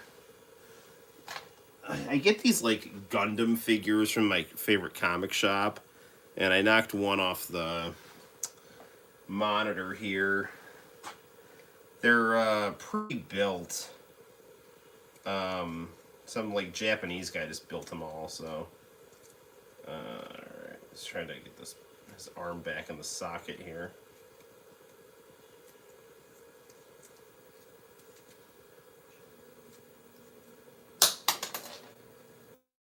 Dude, it's just like, it's falling apart more the more you mess with it. Alright, we'll just put this Gundam to the side and make sure that he's not near where the baby can get him, because I don't want the baby eating a Gundam.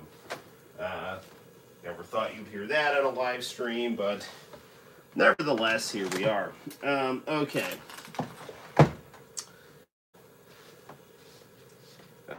Okay, let's select our game, which is going to be Code Veronica, and gonna start the game with the codes. And we'll grab our copy of the game and pop it in our Dreamcast.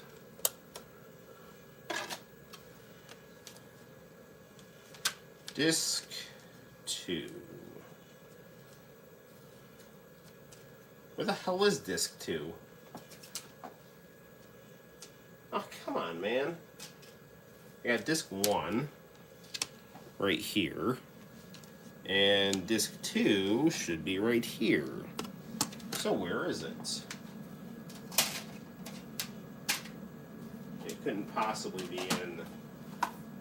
Does it sit here? Yeah, it is. Okay.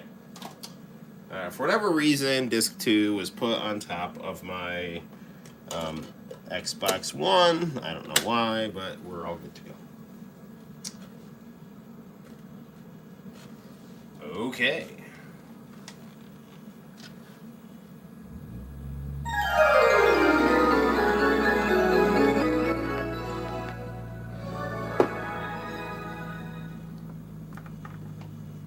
I do like that Japanese Dreamcast boot up screen.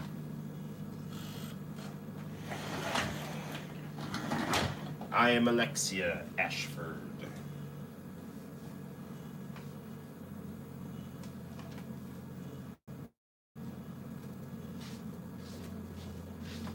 Actually, guys, I'm going to let you enjoy the attract mode of Resident Evil because I have to go to the bathroom. I'll be back in like 3 seconds.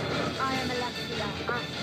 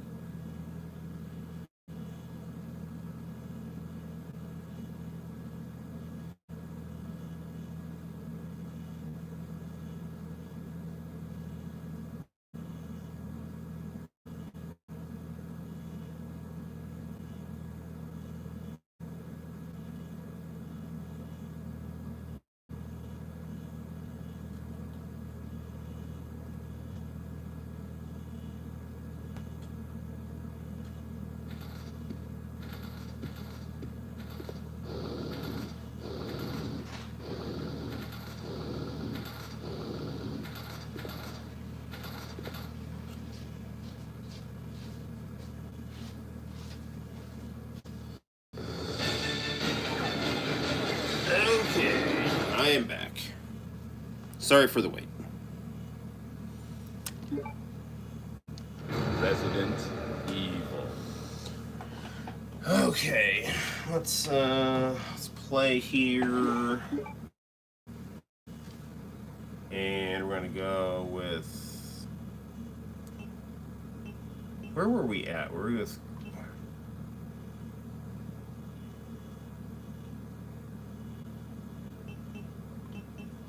Wait a minute.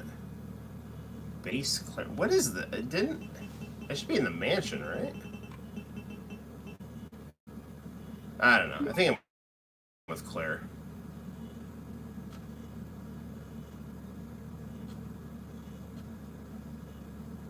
No, that's not right. It should be with Chris. Resident Evil. Because I was Chris in the. Because Claire is with Steve right now.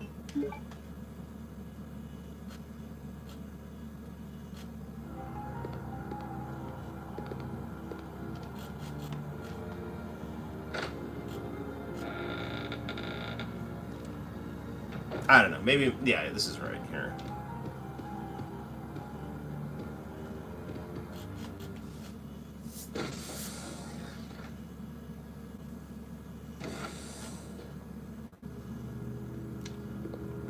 Not that I...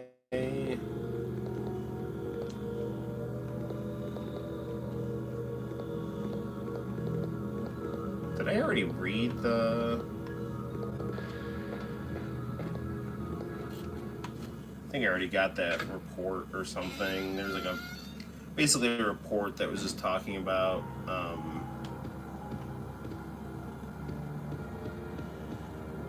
stuff. I don't know how, I don't know. The twins are evil and they kidnap their dad and Code Veronica and all this other stuff. So, I don't remember. Is my save in the right spot here? I mean, I was like right at the end of the game, so. Yeah, there's the mansion. I'm in the mansion.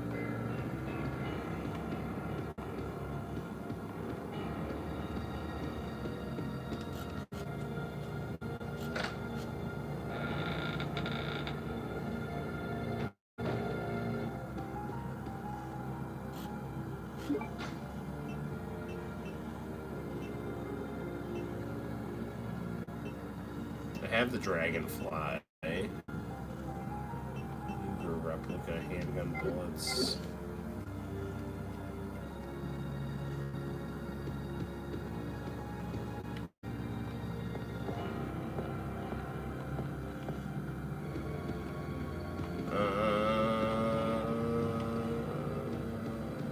Yeah, just go out here.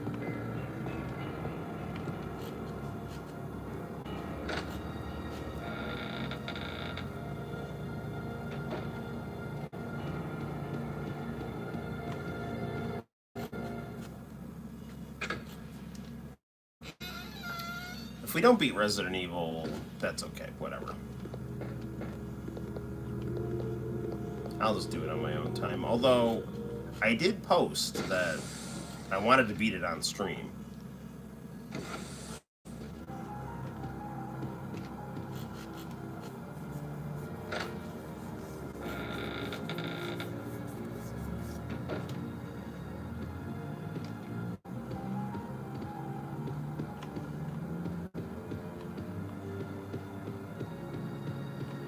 Yeah, it's not down there.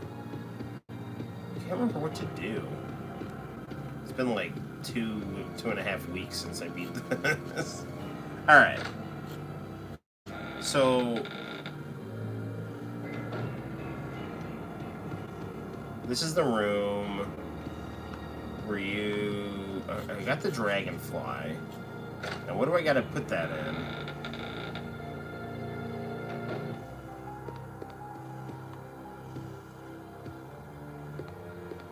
This game looks like so insanely crisp when there's not fog everywhere. I really, I mean, I know like the Dreamcast was like putting fog everywhere for like dramatic effect, but I really feel like it muddied up the graphics. Not horribly, but you know, it's just like the Dreamcast really could have been firing on all color palette cylinders at least, but you know, it's not. I get what they're going for. I don't mind it.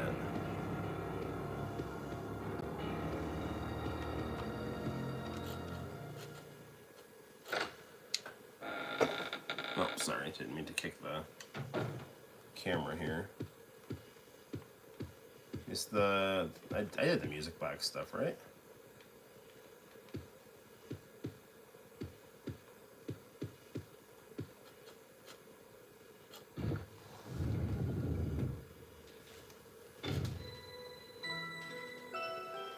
This has got really pretty music. Yeah, I went upstairs.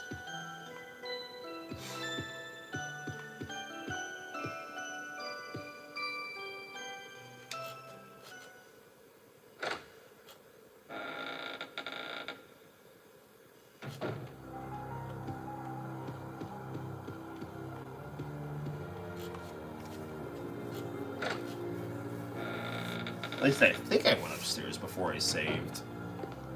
Maybe not. I mean, if this gets boring, we'll just play something else.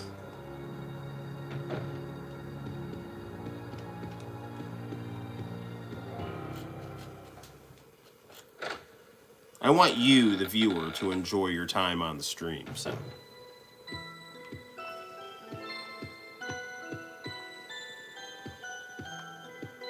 That is very pretty and haunting music.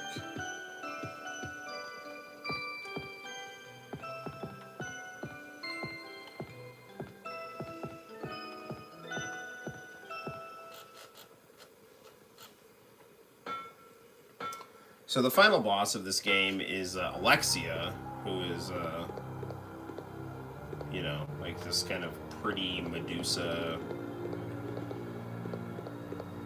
for a different tact than with Tyrant. Portrait of a man displayed here.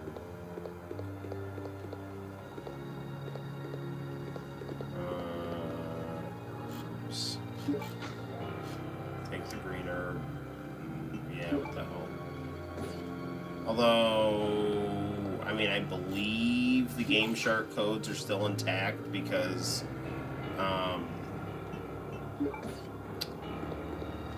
I reset the. I did a soft reset. I don't know if that messes with the game or not. Nothing useful here. Pretty sure I don't. I'm pretty sure I don't need to do anything else up here. Just the handgun bullets.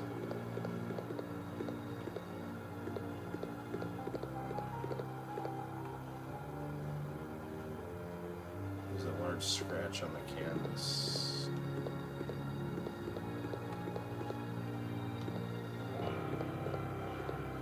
Alright. Oh, where to go? Where to go?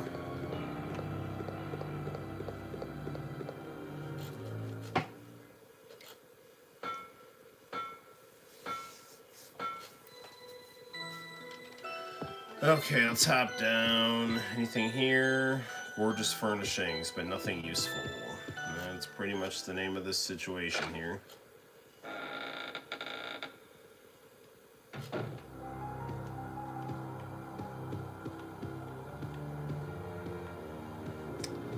Yeah, dude, I beat this game and I don't remember where to go now. I don't remember what the... I have the dragonfly, and I know that I needed that for something, and I don't remember what that something is, but I'm pretty sure I had to exit this room. Is there something in the...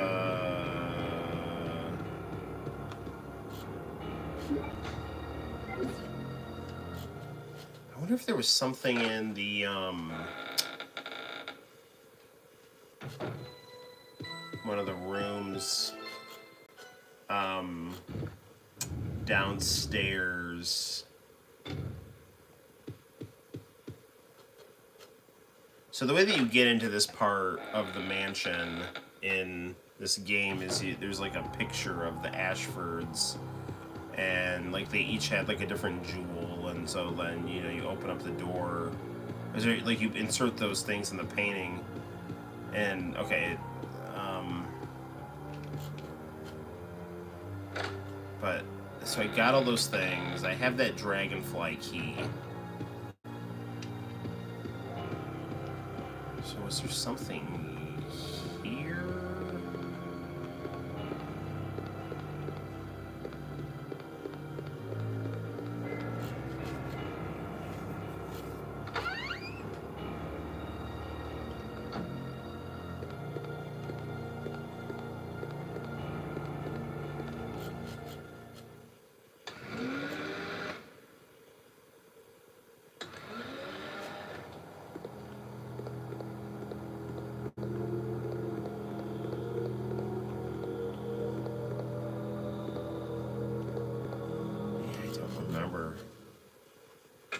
I'll poke around a little bit more, and then we'll just have to play something else. I should have prepped with a FAQ. Yeah, it's gonna take me outside the mansion here.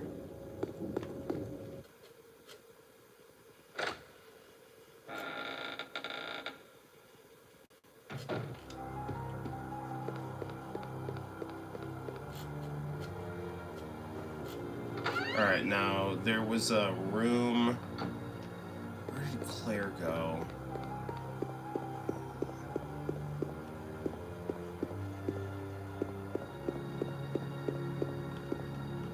That's the tiger eyes there. I solved that puzzle.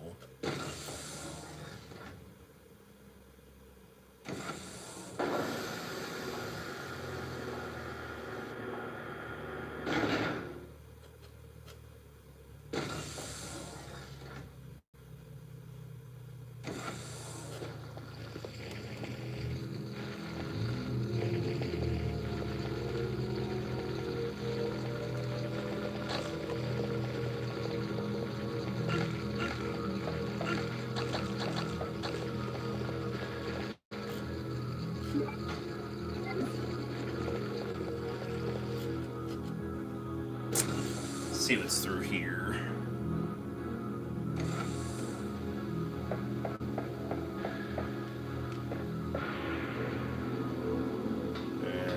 Alfred's dead.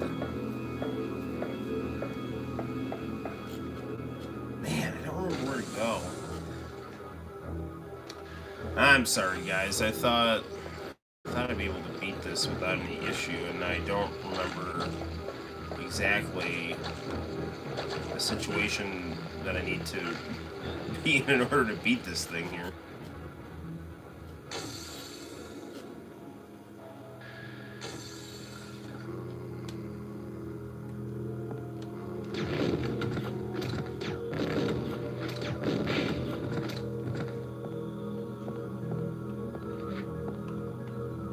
Still alive.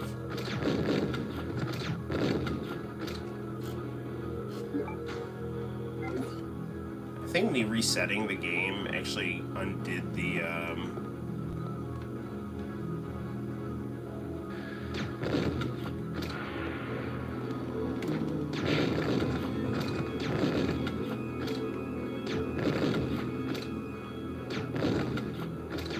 undid all my Game Shark codes, but whatever. It's fine.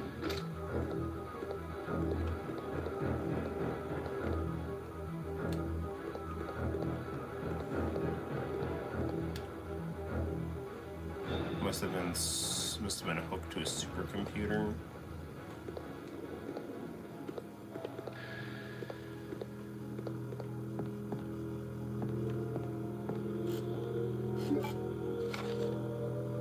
Queen Ant report.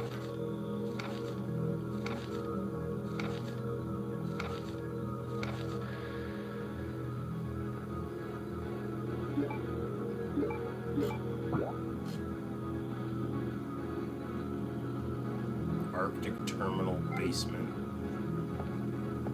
Wait, what? How don't know. Maybe like my save is not as close to the end of the game as I thought it was. I was pretty sure I saved right before the end of the game, but maybe I didn't. So I don't know.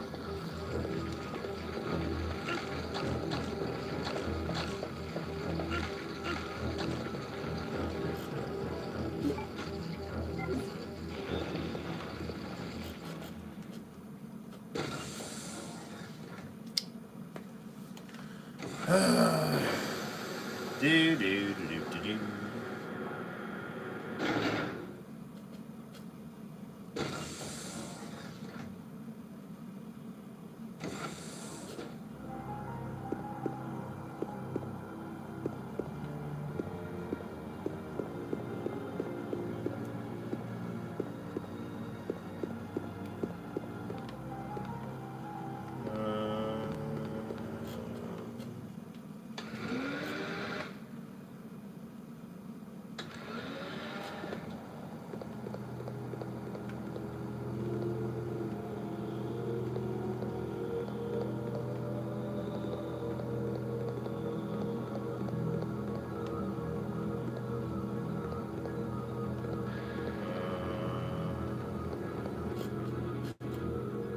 Let's see what's in this high voltage room. So, like, you know, I don't know. It's a safe room. Alright.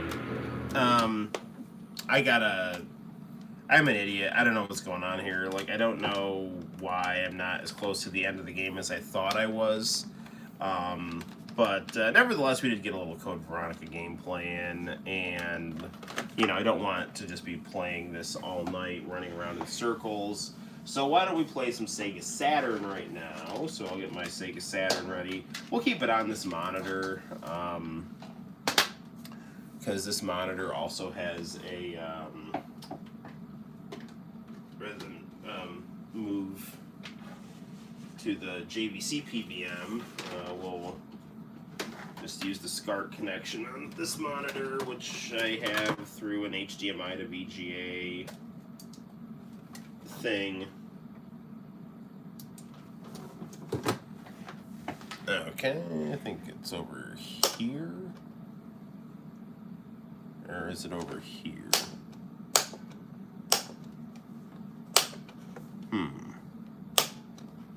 Is that it here?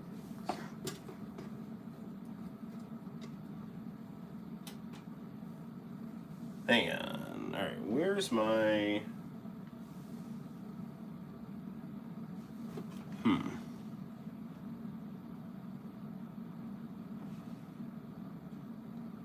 So that's VGA.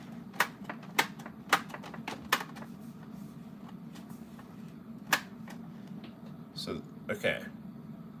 VGA to HDMI. Maybe we'll have to switch this to the other one, because I've got so many different connections here, I can't keep them all straight.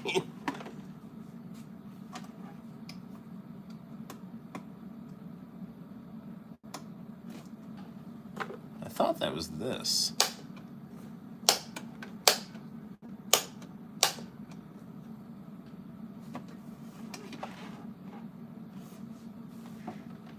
Is it not connected? Oh yeah, that's why it's not working. Because the HDMI cable fell out. There we go. Now we should be cooking here. Yep, there we go. Okay. Now all we gotta do is just swap our audio cord here. Oh, like so.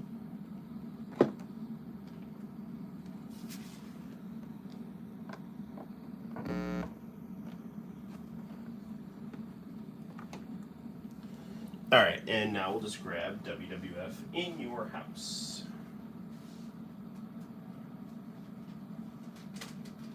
Which I have in a smaller jewel case and other Sega Saturn games, including one of my most valuable games, Mega Man 8 on the Sega Saturn. There we go. So, looks like a Shin Megami game. Yeah. My Mega Man 8 is all like scuffed up on the back. I gotta try to see if there's a place I can get it buffed out. All right, here we go. WWF in your house.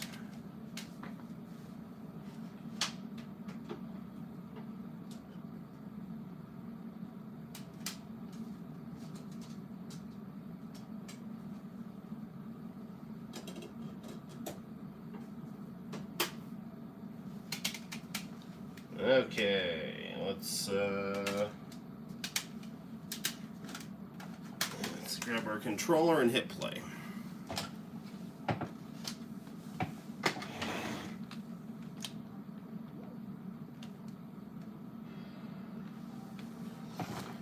Turn our volume up a bit here.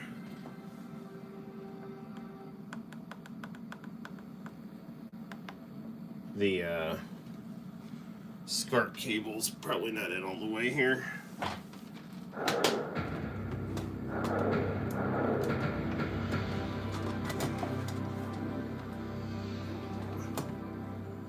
That's why I think we've got too much of a green tint here.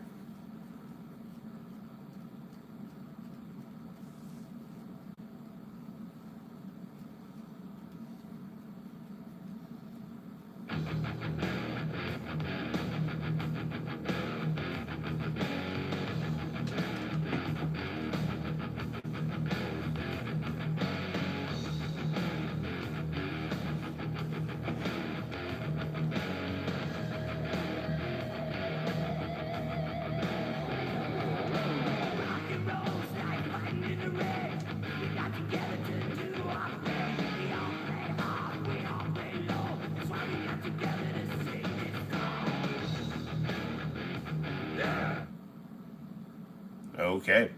If you want to hear all of that song, pop this game in your CD player. Welcome to In Your House.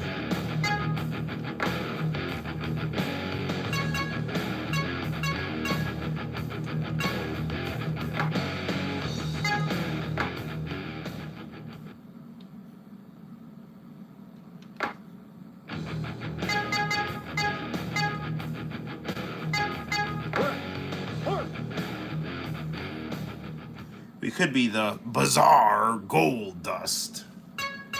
Let's do that. We're gonna go for the belt here. Tonight in the squared circle, Red Heart versus Hunter Hearst Helmsley and Shawn Michaels. Well, this is an appropriate matchup right here. Bret Hart versus DX.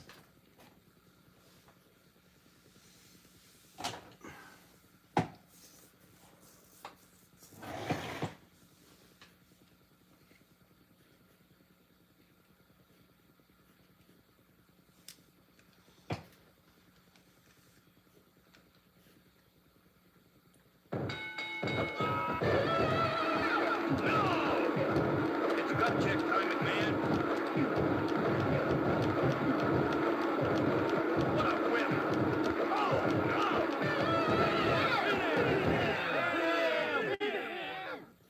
Rep the Hitman Hart gets the win. There we go. What a matchup this is. To the body.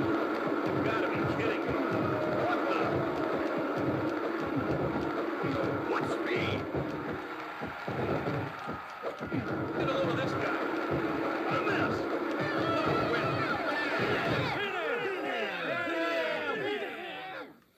You can't always get what you want, but you get what you need. Apparently, Sonny was filmed for this game and is sadly not in it.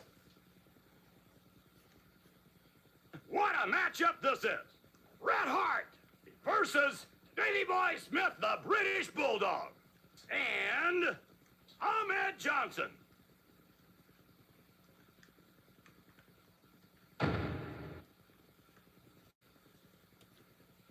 Yeah, it does look like this is the sequel to WrestleMania, the arcade game.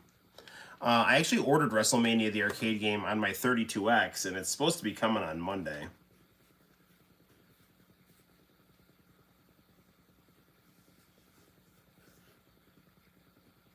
To the body. Big mistake. Gotta be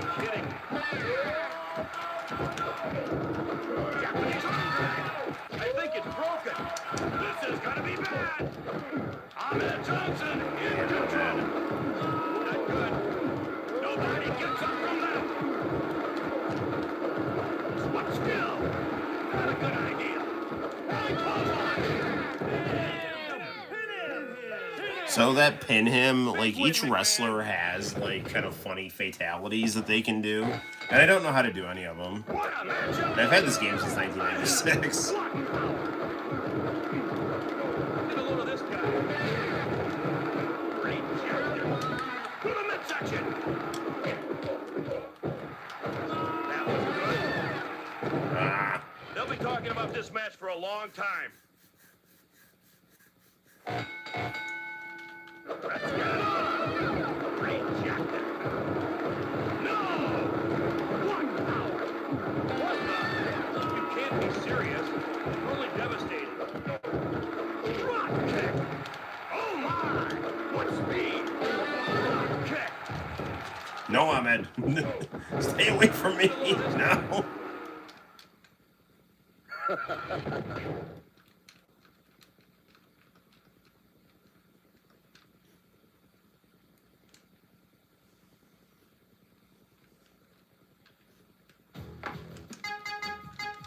Cool dog. All right, we're gonna be gold dust here. The bizarre gold Tonight in the dust. squared circle, the bizarre Gold Dust versus Davey Boy Smith, the British Bulldog, and Ahmed Johnson.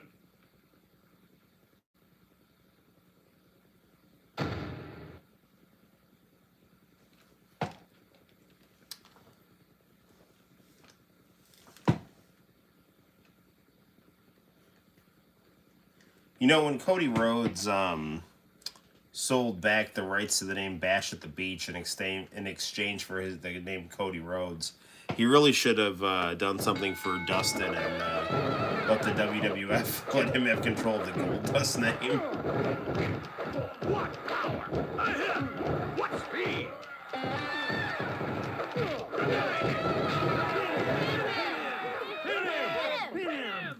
Perfectly done. Gold Dust gets the win.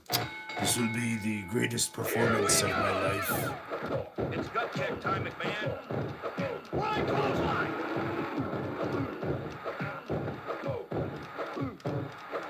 What speed? Absolutely perfect.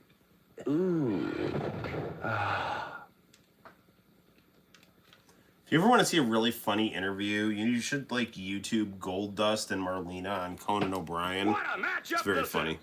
The bizarre Gold Dust versus The Undertaker.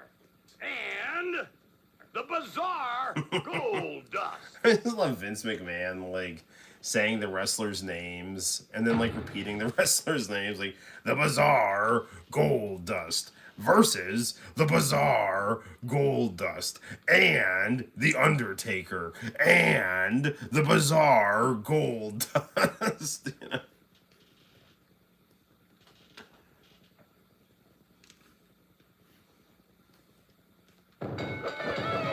The Undertaker's crypt here. Control.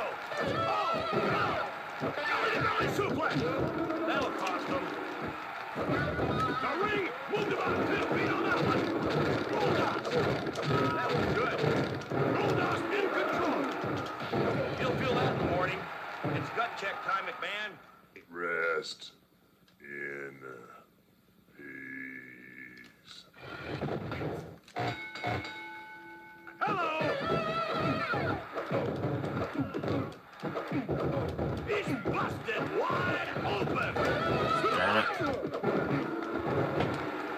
Rest How did they get me? in peace.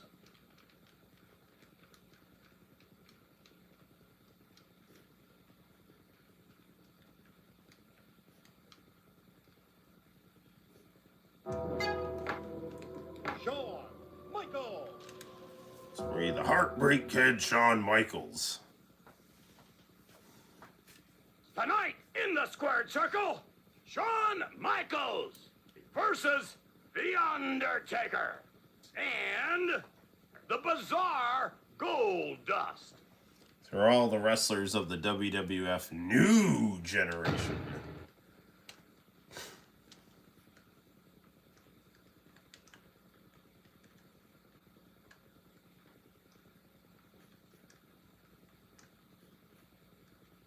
I mean, if you compare this game to WCW versus the World on the PlayStation, that about sizes up the difference between WCW and WWF at the time. And I don't mean that in a bad way. I just mean that, like, is what it is. That's cheap. You gotta be kidding me.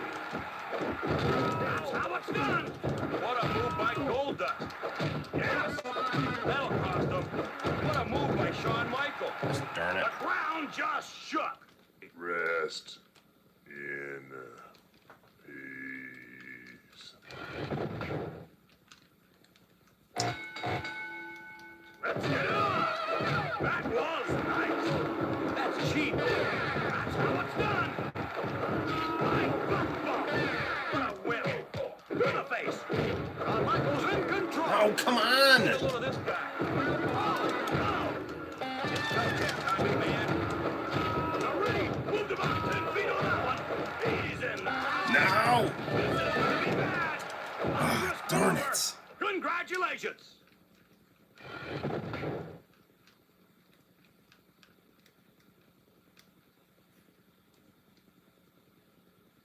Darn you, Undertaker. You've always been, like, bane of my existence. The Ultimate Warrior.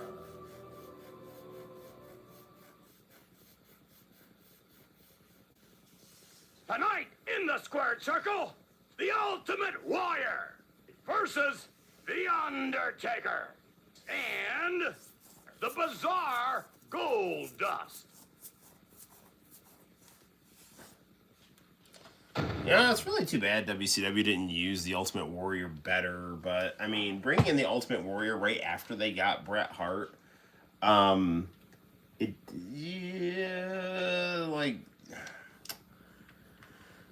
I'm not opposed to bringing in the Ultimate Warrior at all, but the idea should have been Bret Hart and Hulk Hogan after Hulk Hogan and Sting. That's cheap. That'll cost them. To the right. Right clothesline. Goldust in control. Nice execution.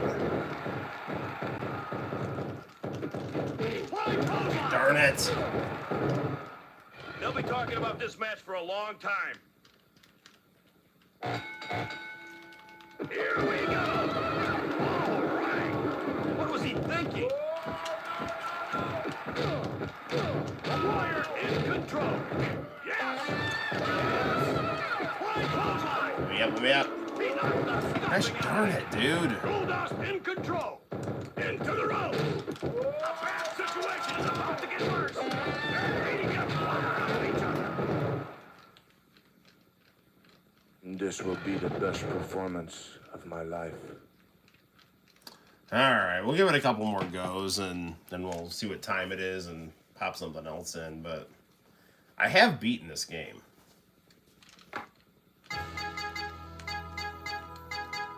Gold Dust. I mean, I was never good at this game. I always basically just spammed attacks and kind of fumbled my way through the special moves, but I always turned blocking off so the gameplay was more fast-paced. It was always really fun, so.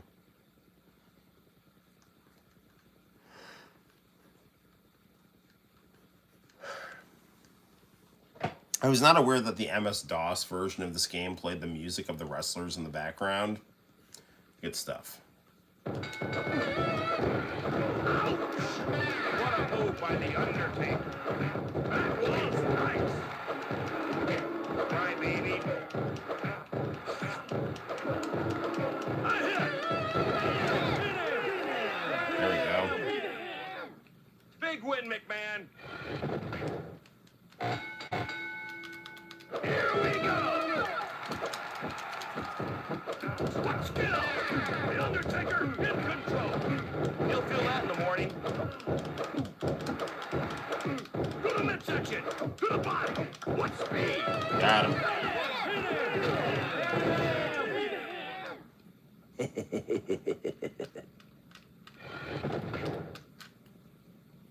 Gold Dust. The nightmare of every viewer of the What a WWF. matchup this is. Oops.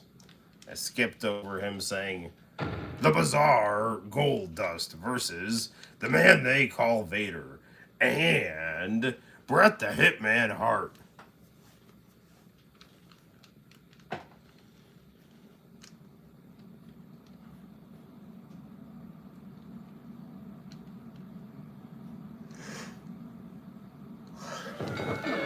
What was he thinking? Nobody gets up from that. To the midsection. Crucifix. The most Bring him on. complex force in the WWF. Clothesline. Yep.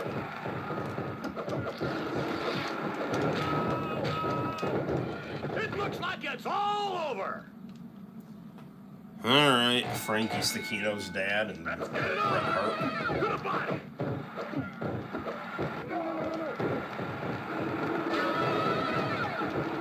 What skill? It's gut check time, McMahon.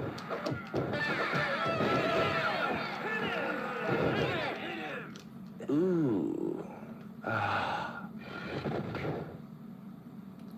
Alright, round 3. Clothesline.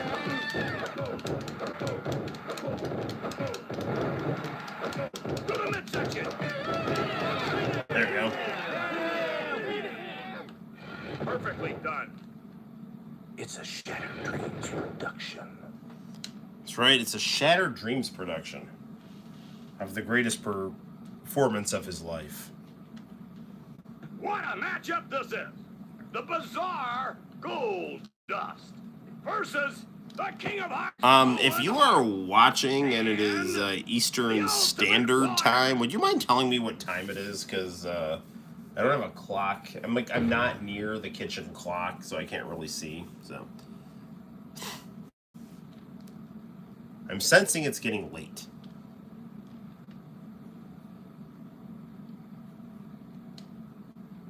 Actually, if you're on the Western time, let me know what time. Does anyone let me know what time it is? I'll be able to probably figure it out. To the body. Japanese arm drag. What a move by Owen Hart. Japanese arm drag.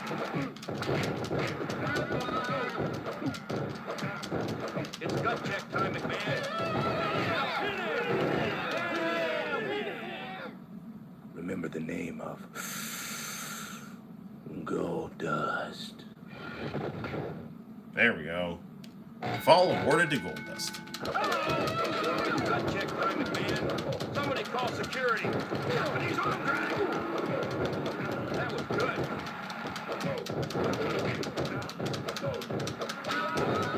No. There we go. What? No! This match is over. I was afraid it was going to make me dizzy, and then he was going to... If you don't pin them, they will get up. It's 135. Thank you, my friends. The bizarre Gold. Oh, now we're going to start getting into threes. Versus Red Hart. And Versus the Bret King of Hart. Hearts, Bret Owen Hart. And the King of Hearts, Owen Hart.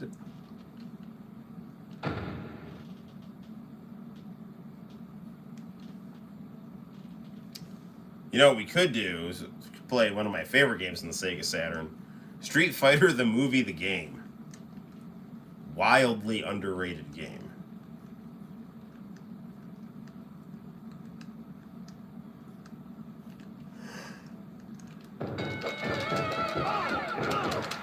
Japanese arm drag. Look out. Owen Hart in control. All right. What was he Away thinking? from me. To the body. Stay away. Combat style move there. Get up. Gotta step it up. What skill? It's gut check time, McMahon. Oof. Hey, carpal tunnel playing this game.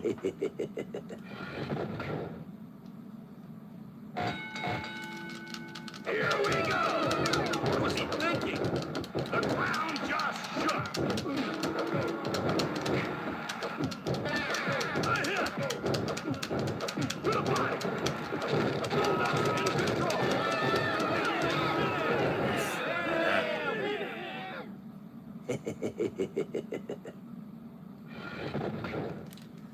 So, this was not released in arcades because I guess Acclaim and Midway broke up. Because I guess Acclaim snaked the NBA Jam license away from them. This was all talked about in the Batman QC video that Sinister was talking about. So watch that video. Watch Batman QC's video on this game if you want some interesting info. But this is one of my Sega Saturn games that I grew up playing, and I do have a very soft spot for it. So.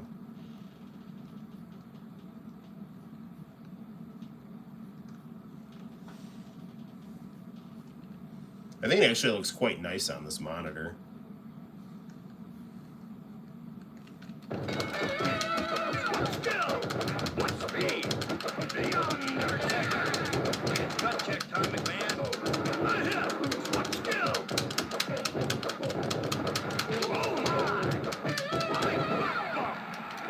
There you go. It looks like it's all over. Hello. Now, the final match is I have to survive a Royal Rumble with all of these guys.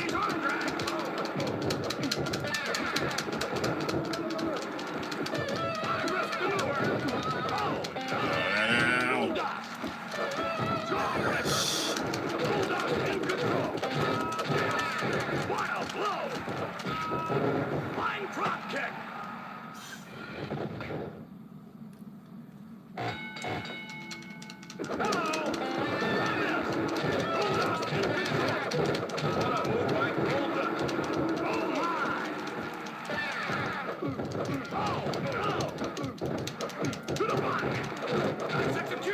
No! Moved about 10 feet on that one. Good idea. He's in the house. Big mistake. There you go. Big win, McMahon. All right, how many more do we got to go to the Royal Rumble here? The Bizarre Oh, man. Gold Dust versus the Ultimate Warrior, the man they call Vader, and Red Hart.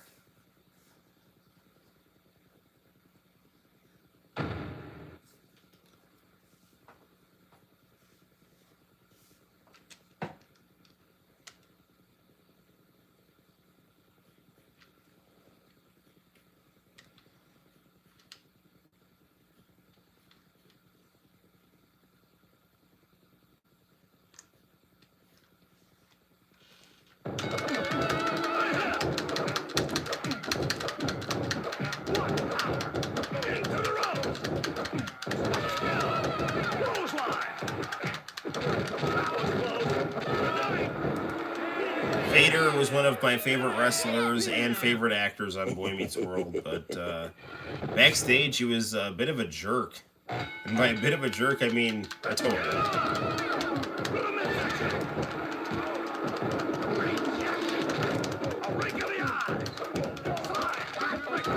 Come on. No.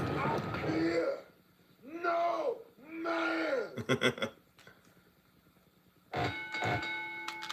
Here we go.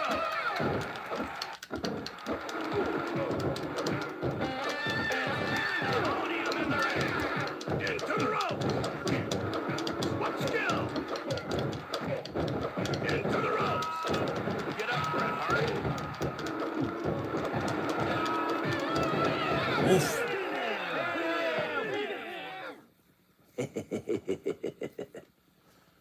Man, all right. My forearms are like getting sore from this button mashing.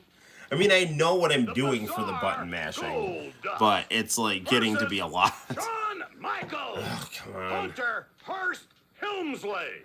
And Ahmed Johnson.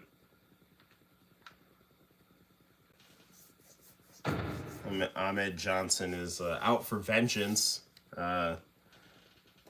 Out to take control of the letter T, that he will win from Booker T so that he can become Big T in Harlem Heat 2000. I don't know, some really weird version of Harlem Heat from WCW in 1999-2000. That starred a pudgy Ahmed Johnson. Vertical suplex. He What skill? To the body. To the midsection. Hit him. Remember the name of Gold Dust Gold Dust. at the Heartbreak Hotel. Let's get it on.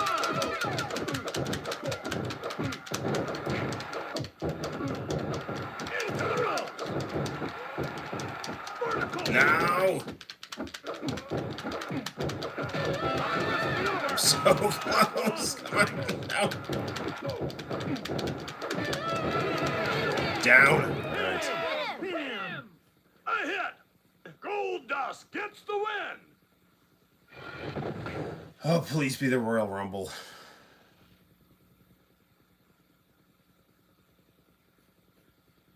The Yes, Bizarre there we go. Gold Dust versus Red Hart, Davey Boy Smith, the British Bulldog, and the man they call Vader.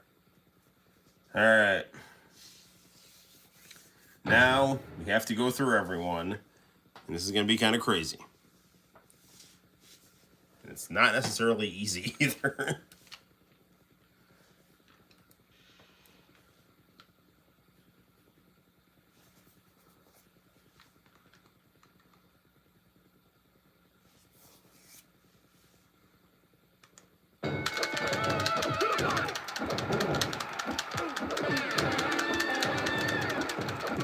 Japanese arm drag. I hope his health insurance is paid up. Well, whip. A bad situation is about to get worse.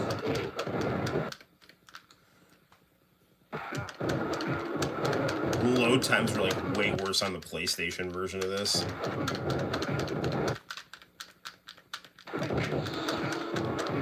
the midsection. Into the ropes. To the mid.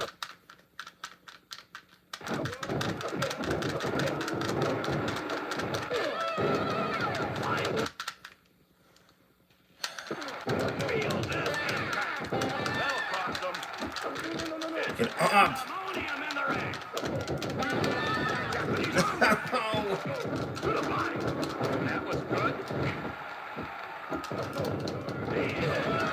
oh man. What power? Timber! The command of the almighty power of the ultimate. Alright, I'm gonna try this one more time, maybe 2 more times, and then we'll call it.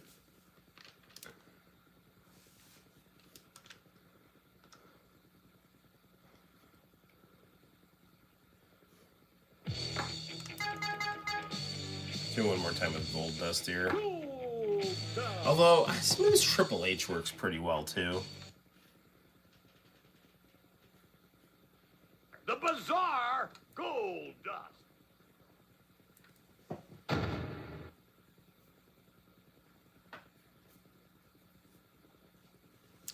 I wonder how the load times were on the DOS version of this game.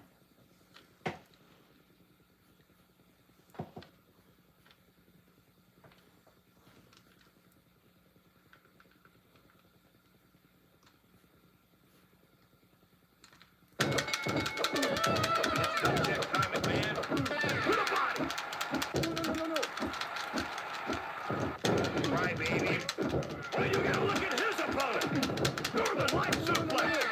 A bad situation is about to get worse. Northern Light suplex. Rejected.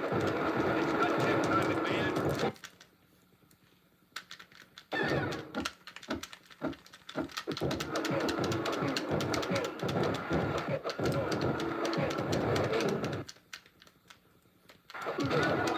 Good idea. Freaking Undertaker.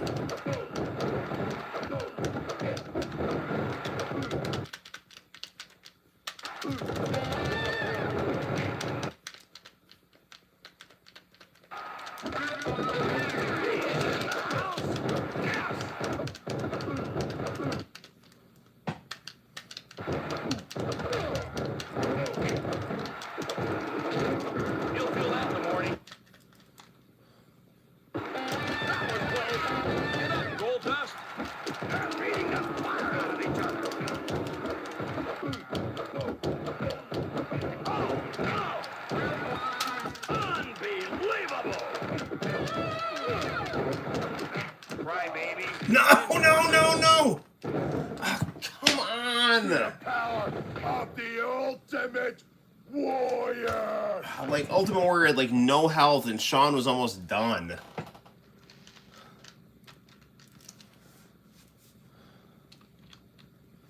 Let's try Triple H.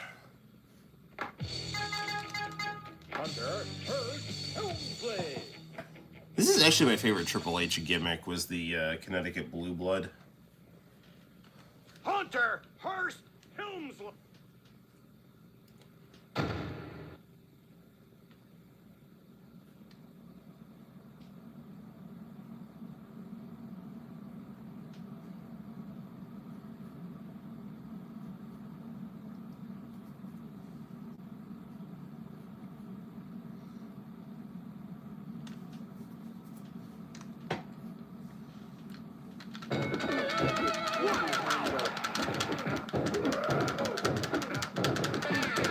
What speed?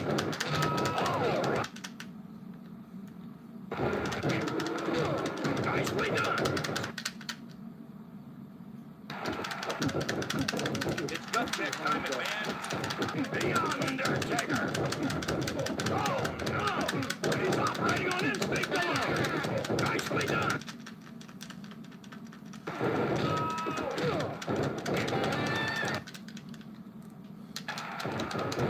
Get up, dude. Owen Hart in control. This is gonna be Come on, man, let me go. Flying down on the comeback. What a turn of events.